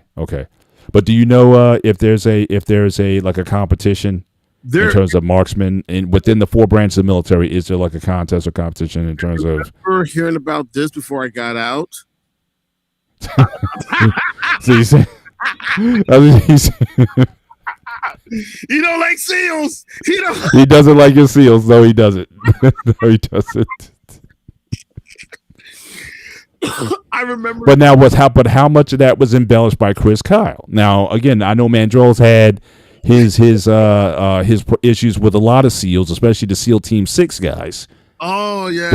Especially the one guy said he got Bin Laden, and it's like, I guess within that community saying that he wasn't the one that got him or something like that, but he's being hailed as the guy going out and saying he's dead. Yes, You must have. At least he didn't say the Green Berets. He's not that much of a homer. He gives respect to the guys who are above him. But anybody else, if it's not Delta Force, anybody else is gonna be the Green Berets. We got you, Mandrell. Mandrell, you must have taken a trip down to the House of Horrors. I'm guessing. Well, I'm gonna leave that alone. Yeah, for sure. Yeah. But again, so would you give the marksmanship? So again, it's a firefight between the two. Who you getting edge to? Slight edge. I sorry, Mandrell, but I may have to give it the Castle. Small, but I may have to. Yeah. I think a lot of tonight, which makes these characters so interesting, and because I was actually looking before the show to see were there other commentaries. This is one of the first ones that I've seen where they're comparing Rambo to Frank Castle, aka Punisher. So I'm glad we're kind of having this conversation.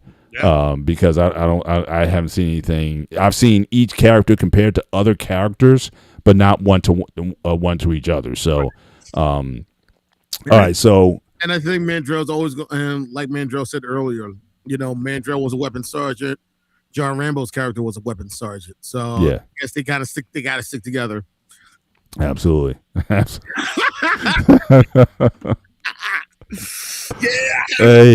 Hey, Mandrell, you got to give him a bone somewhere. This can't be. Hey, Mandrell. This wouldn't be a fun show if we didn't have a difference of opinion here. I said slight edge.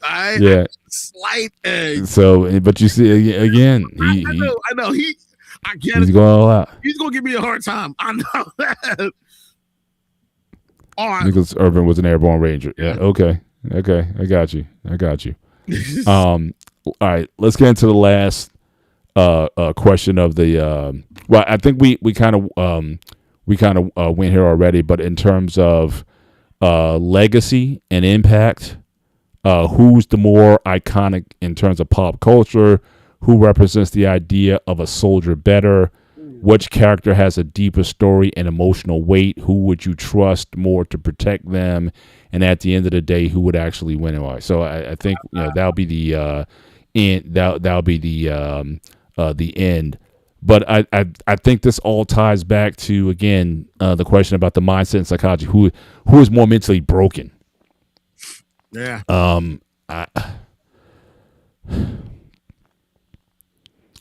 Oh wow. I still got to give the edge again. I mean, your wife and kids, man. I mean, it does get. But again, but Rambo saw a lot of stuff.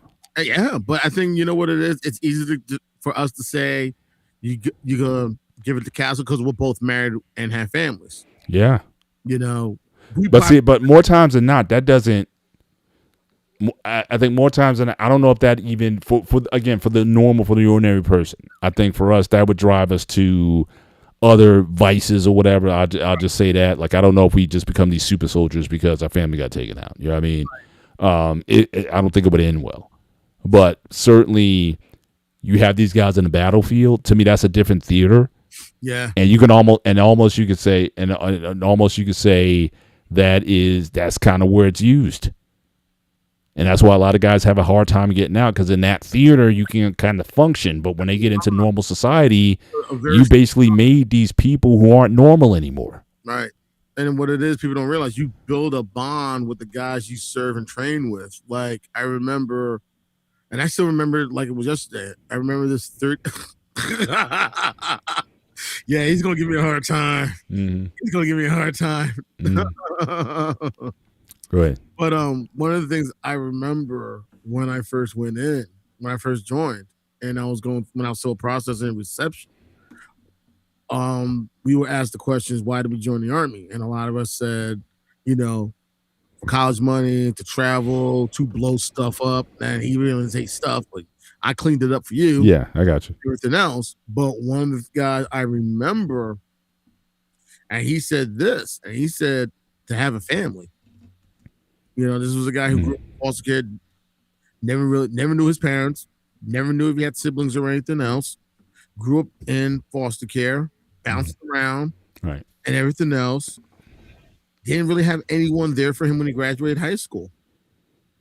He already turned 18, and he's, how it is, like everyone's staying behind, taking pictures and everything else. He's literally walking back to his group home with his cap and gown and his diploma. And he gets to his group home, and his stuff's already packed. Like, now you're 18, you don't need to be here anymore. Yeah. And it was like, okay, where do I go from here? Pick this stuff up and everything else, and he's trying to figure out what to do next. He called his own caseworker.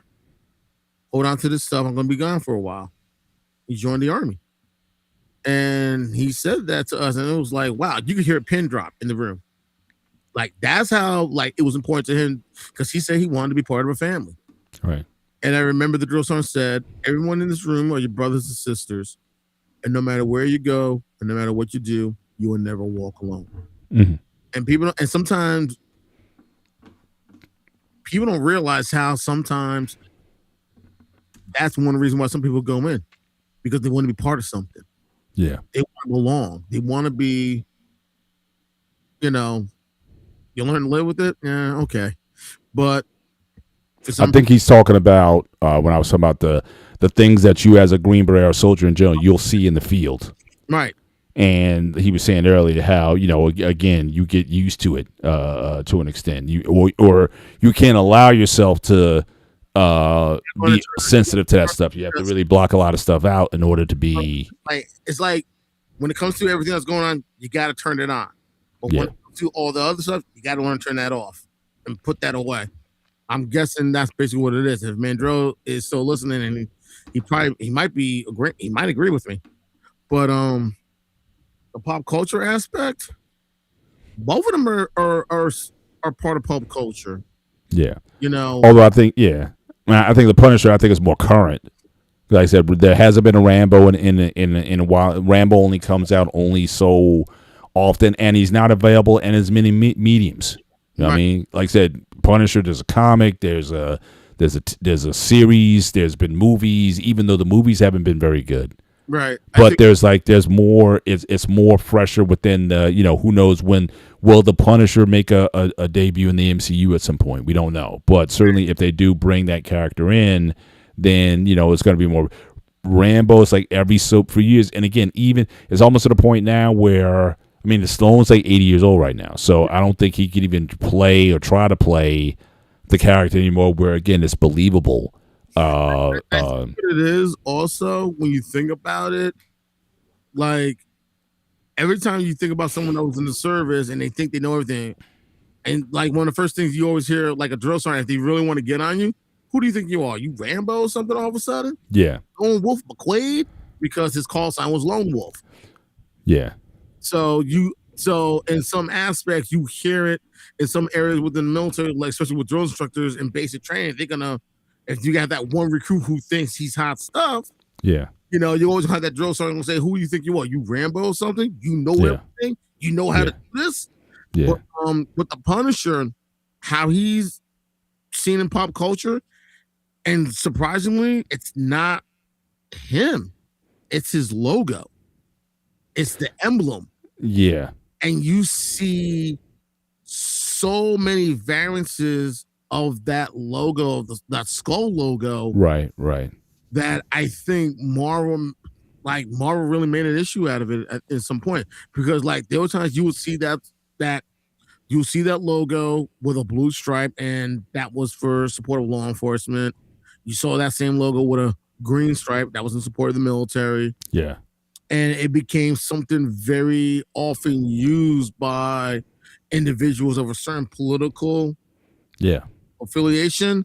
Right. I think that's one of the reasons why they made a big fuss out of it. But and you're gonna be shocked. I actually saw one version literally decked out looking like 47. The hair and a red tie and a suit. Yeah. So it's literally become this emblem of a certain ideology versus well, yeah, I think that character kind of goes well, it's one is anti-authority or anti-establishment. Right. Both of them I think are anti-establishment, but I think the Punisher kind of represents a sort of I think Rambo, he even made the speech in, I think at the end of this Rambo First Blood Part 2, where it was like he wants to work within the system, or so I want people to know that I want America to love us as much as we love America. Yeah. Right. And it became like a message type of film. It's like, look, we're not trying to be what you're painting us as. We're just trying to serve our country or whatever. But I think with the whole Frank Castle thing, it's almost like F whatever. It's whatever we got to do for him to get whatever he thinks justice is. He's going to go ahead and do that, and I think that resonates with a lot of people who are disenfranchised with the current system or the deep state or whatever. All these memes and tropes that people are putting on things on authority and whatnot. Exactly. It's and you're seeing it. I remember even in the last administration. Remember the guy who went into, I guess he went into an FBI building or something like that, and he tried to. So again, people were losing confidence in the FBI, law enforcement in general and whatnot. That was like a major problem. You know what I mean? Definitely. So I think he definitely, and that's in fact I didn't even think about that. That Castle represents something that is, you could say, more insidious to an extent, but that's. Because I asked earlier, like, is he gonna make an appearance in the MCU at some point? I don't know. in the film franchise or whatever, or come out with if not come out with an own standalone film that fits within the MCU universe.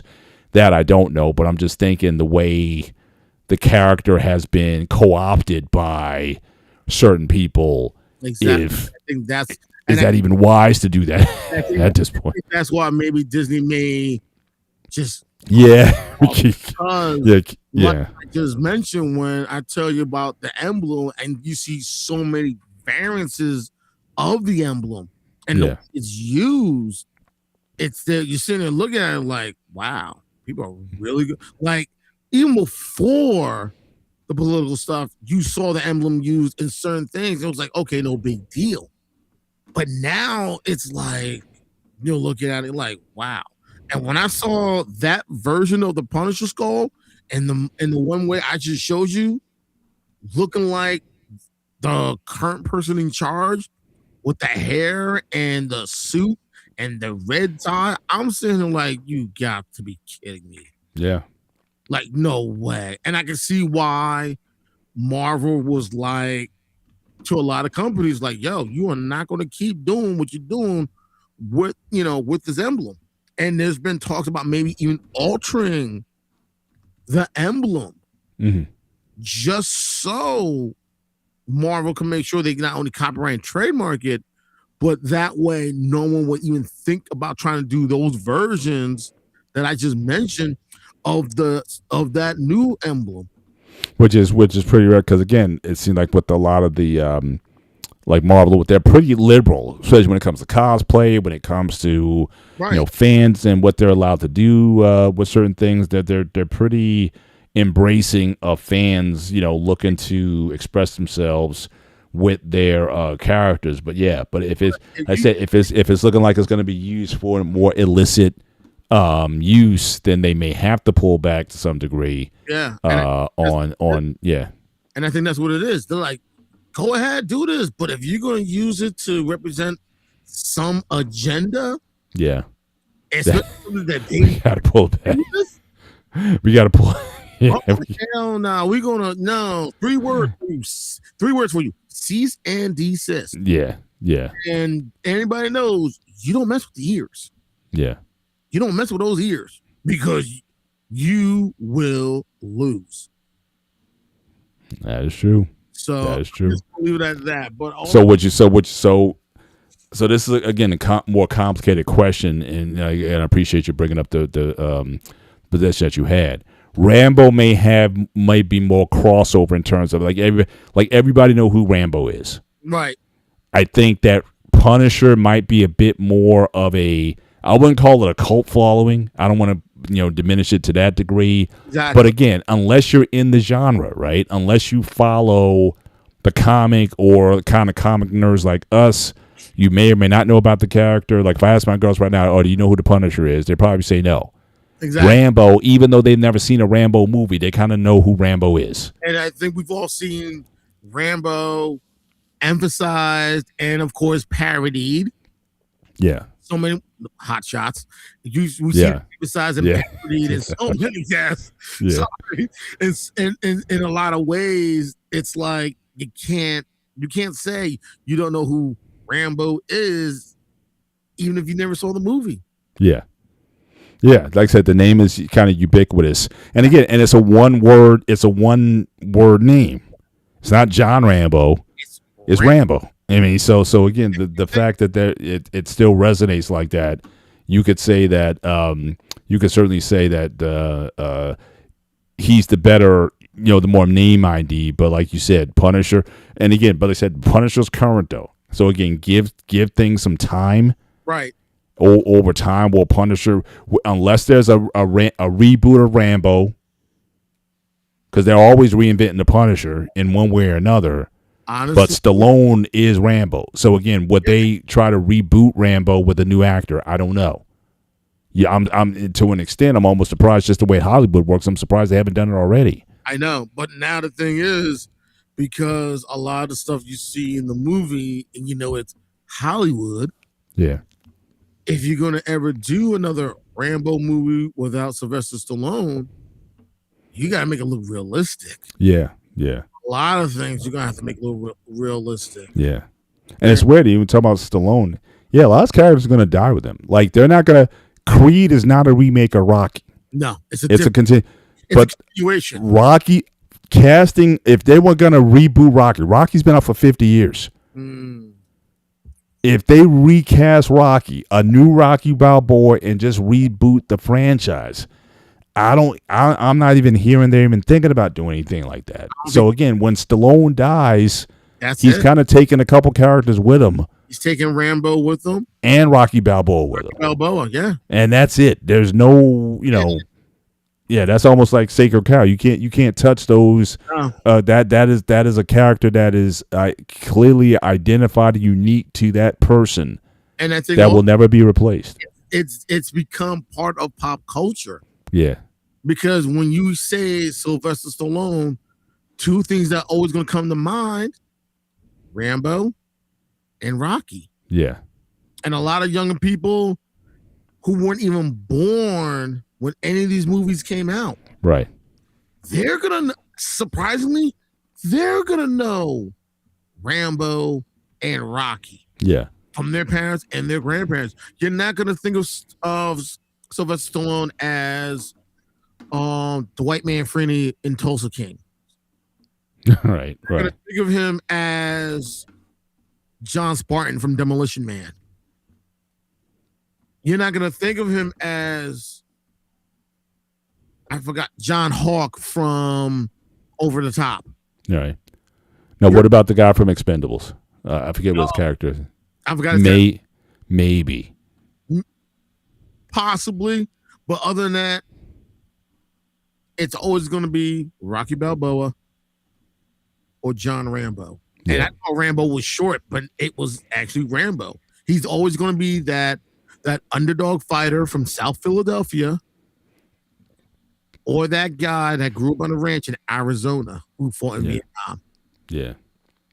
And I think the speech in Rambo 2 really hit the mark, like you said, when he says, we want people to know we love America. We want the people to love us just like how we love our country. Yeah. And that's how a lot of it. Although I would say this, again, I know Hollywood, the way it works, again, they're going to milk something until it dies. That's true. I almost thought that if you left Rambo the way it was, it might have been a bigger legacy. Because after a while, he became a superhero. You know what I'm saying? It's like they made it kind of over the top. Like I said, the last films, especially at the end where he's just mowing people down, like I don't know if that enhanced, but I mean the fact that like Rambo was almost like a Vietnam movie, to be honest with you. It is a Vietnam movie. It's a Vietnam movie, and I think if they would have left it as it was at the end, whether he was either captured, in fact, in the original cut, he was supposed to die in that in First Blood. So if they would have did that and just kind of cut it off, I think it would have been a bit more lasting. But the fact that they kept coming out with all the sequels, they made him essentially into a superhero, into a cartoon, like I said, a cartoon character, almost. At the end of the day. So I don't know if the because to this day, the first movie is my favorite of the franchise. Okay. To this day, it's not like it got better. It got more expanded and everything, but yeah, it's still number one on the list. Honestly, when they did that fourth version when he was living in Burma, yeah. The third one, you see him and Trotman both in the Jeep, leaving everything that happened in Afghanistan. And, the thing also about the fourth one, it was the first one without Richard Crenna because he already away. Honestly, I think that one would have been the best way to end the series. Yeah.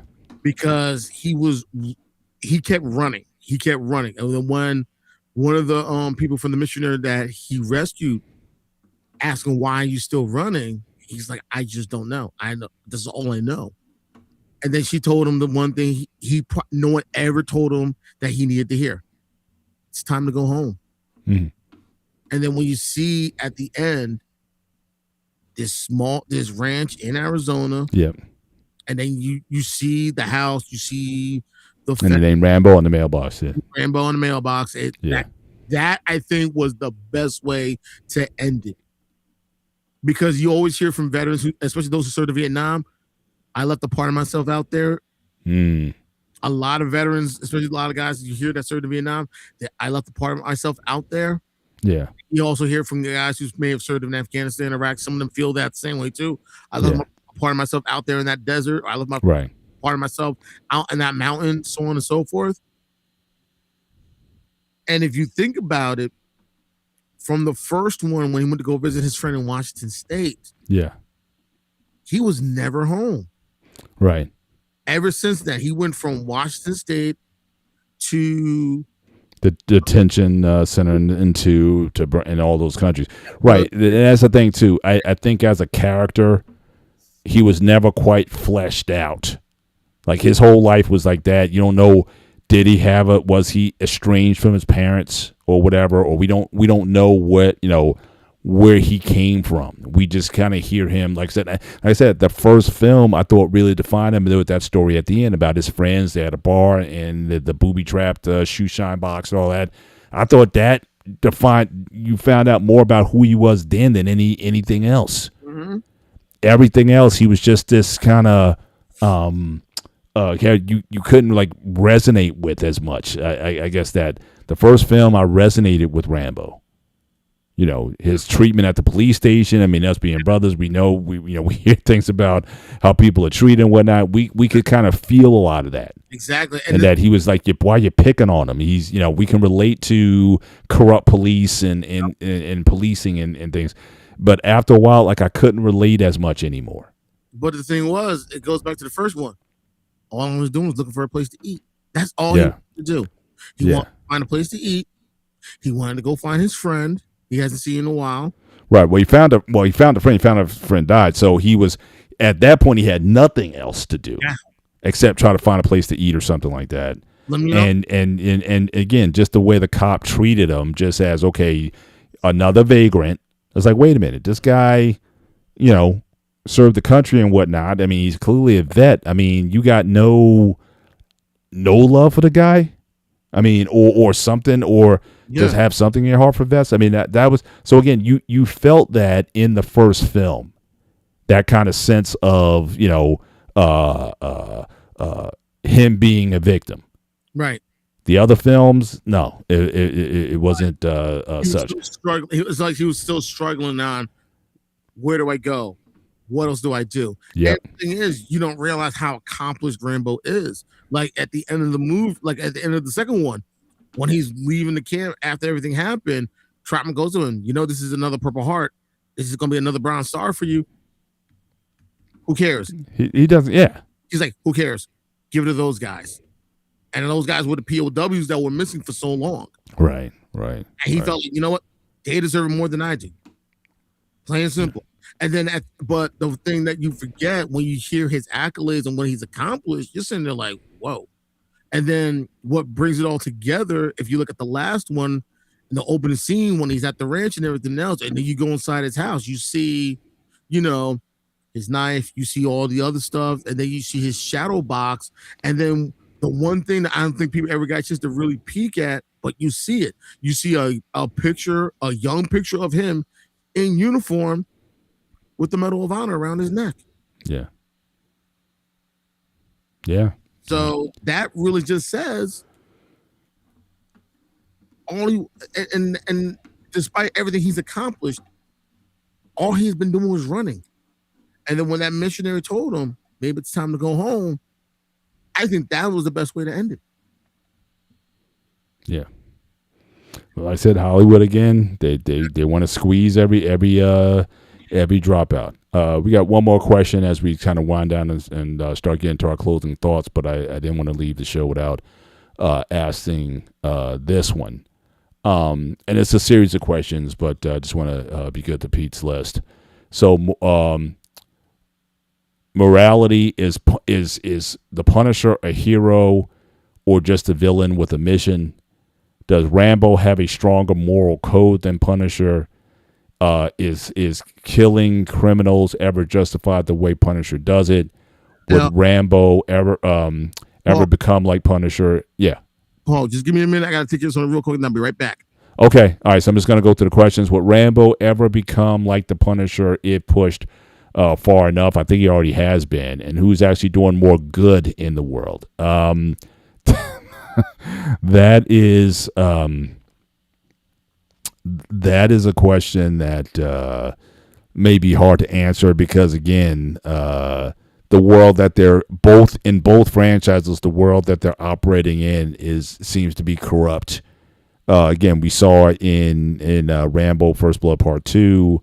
The military was corrupt. They wanted, they lied to them. There were a lot of things about the worlds that they were operating in that wasn't fair. So to say that, you can make a case that both of these guys were doing the best they could within the corrupt societies that they were in, even from their governments. So I'd probably say that, both of them were in a lot of ways doing good. They never went after innocent people. They really did their best to, just try to survive, in the environments that they were in. Rambo in particular was certainly pushed well beyond what anybody should be able to deal with. Like I said, I know a lot of people, especially African Americans, who related with Rambo because the opening scenes with the police station and the attitude of those police officers was something that we could all relate to. And so, so that's something that you can't run away from. And Punisher's world is not. There's no order. It seems like in the Punisher's world, it's just constant corruption all the time. So even the concept of good, maybe it's not so much about good. Maybe it's just about survival. Are they able? The two people who are surviving in the environments that they didn't ask to be in, but they find themselves in. They're doing their best job they can to survive in it. So, but is Punisher a hero? Again, call me jaded these days, but you just see even in society now where you have people who might have been celebrated for something, but now you find out some stuff later on, and they want to remove statues or monuments or awards or things like that from them. Hero is kind of hard, hard thing to quantify, to justify. Some people say your parents are your heroes or whatnot, and not these characters and things of that nature. So yeah, that's a philosophical question to me as far as the word hero. Obviously, there's people who inspire you, people who you look up to and whatnot. But like I said, you live long enough and you realize even some of your heroes disappoint you, or they say, why you should never meet your heroes is because they may disappoint you at some point in time. As far as the moral code, stronger,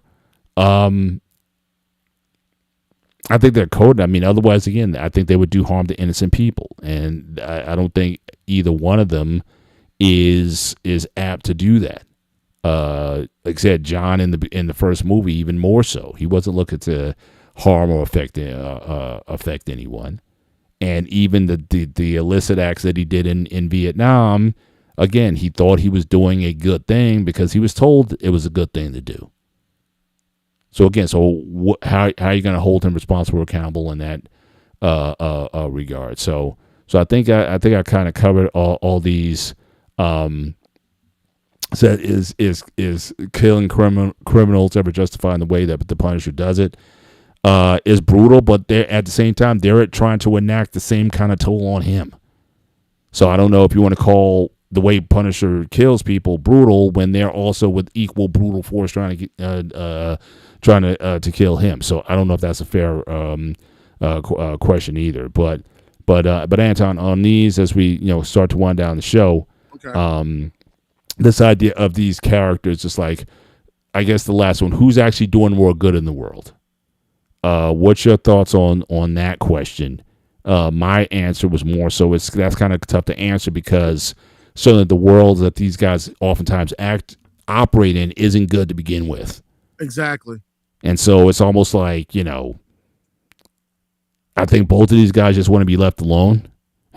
to be honest, they're not trying to be superheroes or do good in the world. They just want to be left alone, and just people people keep bringing them back into it's like in a Godfather, right? It's like just as I thought I was coming out, they bring me back in, right? So I think it's more like that's John Wick. Same thing. John Wick was retired. Yeah. Man was chilling, had his woman, had his dog, had a beagle, and it was like, guys, I just want to be normal. I just want to, be low key, but you guys won't let me, so I got to go and do, And they say, "Hey, John, I thought you were retired," or "Hey, John, I got to work." Like those are the two responses he always gets. Yeah. Back at work, I thought you were retired. Yeah. And he just So, yeah. I it's kind of hard to find the moral compass with both characters because both of them are doing things that 99% of people would not do. Right. And I think that's the thing people don't realize is you have individuals who are always going to do things that most people aren't willing to do, and they're not going to be upfront about it. They're doing things, quote unquote, in the shadows and all that. And then you're trying to figure out why they're doing it. Mhm. Sometimes you want to say, because someone has to do it. Sometimes you may hear someone say, that's all they know. And it's kind of really hard to just narrow it down. Mhm. So it's one of those things that's just very, very difficult to just say it's that simple. Yeah. I think with the Punisher, though, I may say this will be my final comment. You can make a case almost like Rambo, that's all he knows. Yeah. I think with the Punisher, though, that's all he has left. You know what I mean? It's like when you get things like I said, we don't know enough about John Rambo to see what he's lost. We don't know if he had a wife or a love interest prior to that. He did have interest in the second one, remember? Oh, he had a wife and He didn't, now, I don't think that was his wife. That was his love interest. Because when she was taken out by that VC group, it hurt him. And then he buried her out. Oh, but this is in the wartime. I'm talking about like a wife and that got someone back home kind of deal. He never had, from what I understand, he never had a family or wife or kids. Yeah. So it's like, and then when he lost his whole identity was tied up into being a soldier and being at war and doing those things. And that's again the speech at the end. I come back here, I can't even get a job washing cars. Mm-hmm. But back then I can drive a tank, I can fly a helicopter, I can do all this super stuff. But here I got nothing. You know what I mean? So it's like the Marines, everything was his life. But with Frank, he had a life. Right. And whatever he did, whether it been in Afghanistan or anything else that he did, it's like he turned the page. It's like, so to me, he's almost more like John Wick in that they turned the page from their past life. Right. And they were pretty good at it. Yeah. He was a loving husband, a good father, all that stuff. And he was taking a desk job. He was working the field also. Yes. And he was here to take a desk job so he could spend more time with his family. Right. Realize his time in the service, maybe he was not married at that time, but him going in, working it for the FBI and moving up the ranks, he probably did get married, started a family, but because the job was probably taking time away from him. And now it's like, I have a chance to finally do something. I got a chance to finally, I could work an 8 to 4, 9 to 5 position. Yeah. Go home and have dinner with my family. Exactly. I spend my weekends, hanging out with my wife, shopping with her, watching our kids, go to the park or watch them involved in sporting events and so on and so forth. And just when he's finally starting to enjoy the time with his family, it's taken away from him. Yeah. What man would not feel the same way? Yeah. So it's coming off of a very, again, a very different place, which again, we can relate to, or more like I said, the fact that we are, again, husbands and fathers, we can relate to that a lot.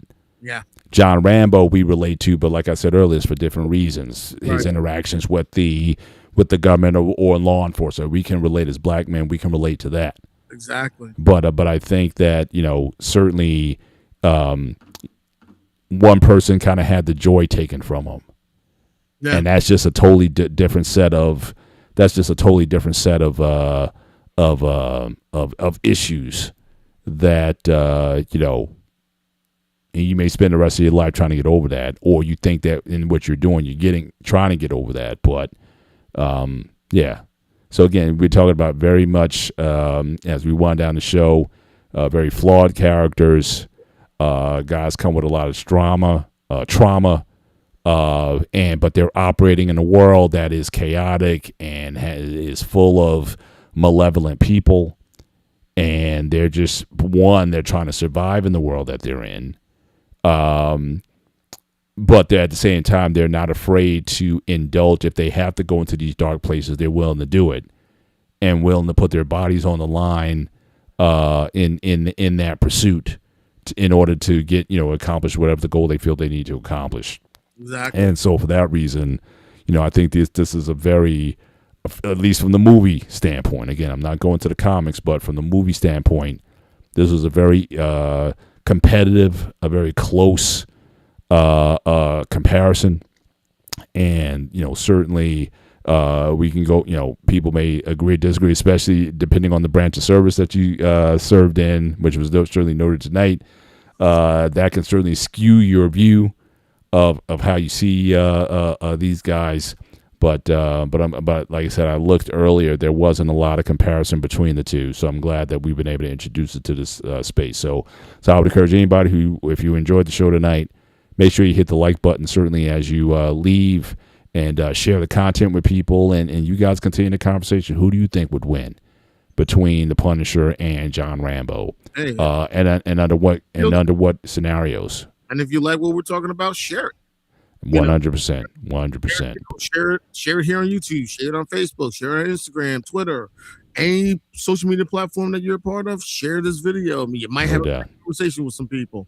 No doubt. That's what it's all about, is having a great debate on things that we enjoy. And we all used to hearing these debates when we were kids. And now that we're adults and we got the power of social media, let's continue having those debates. Yeah, and more informed ones, because again, we put a lot of time into this. So appreciate you guys being with us. Certainly enjoy your the rest of your weekend. Certainly for Peter and those of the Orthodox faith, happy Easter, happy Resurrection, and tomorrow night on the Gray Area, we're going to be talking about nonprofit organizations. Are they truly nonprofit?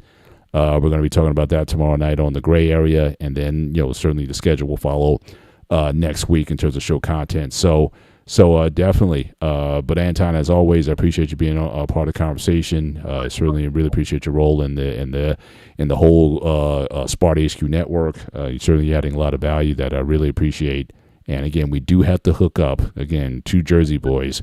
We got to hook up with them, and definitely I'm going to be reaching out to you. But let's try to shoot for the end of the month, because my schedule is relatively free, kind of at this point coming up. I don't have to do any business travel or anything like that for a while. So, but I'm going to reach out to you about maybe hooking up towards the end of the month. Okay. And see if we can arrange a get together. I would really look forward to that. That would definitely be great. Right now, we're getting ready for tomorrow. Of course, you know why. So we're prepared to take care of that. Deepest condolences. Absolutely. Appreciate that. And, yes, sir. Once we're done there, it's the process of moving forward from here. Yeah, hang tough. All right, guys, we're gonna end the show here. So for everybody, take care. God bless. Enjoy your weekend. We'll see you next time. Good night. Dave, have a good one, folks.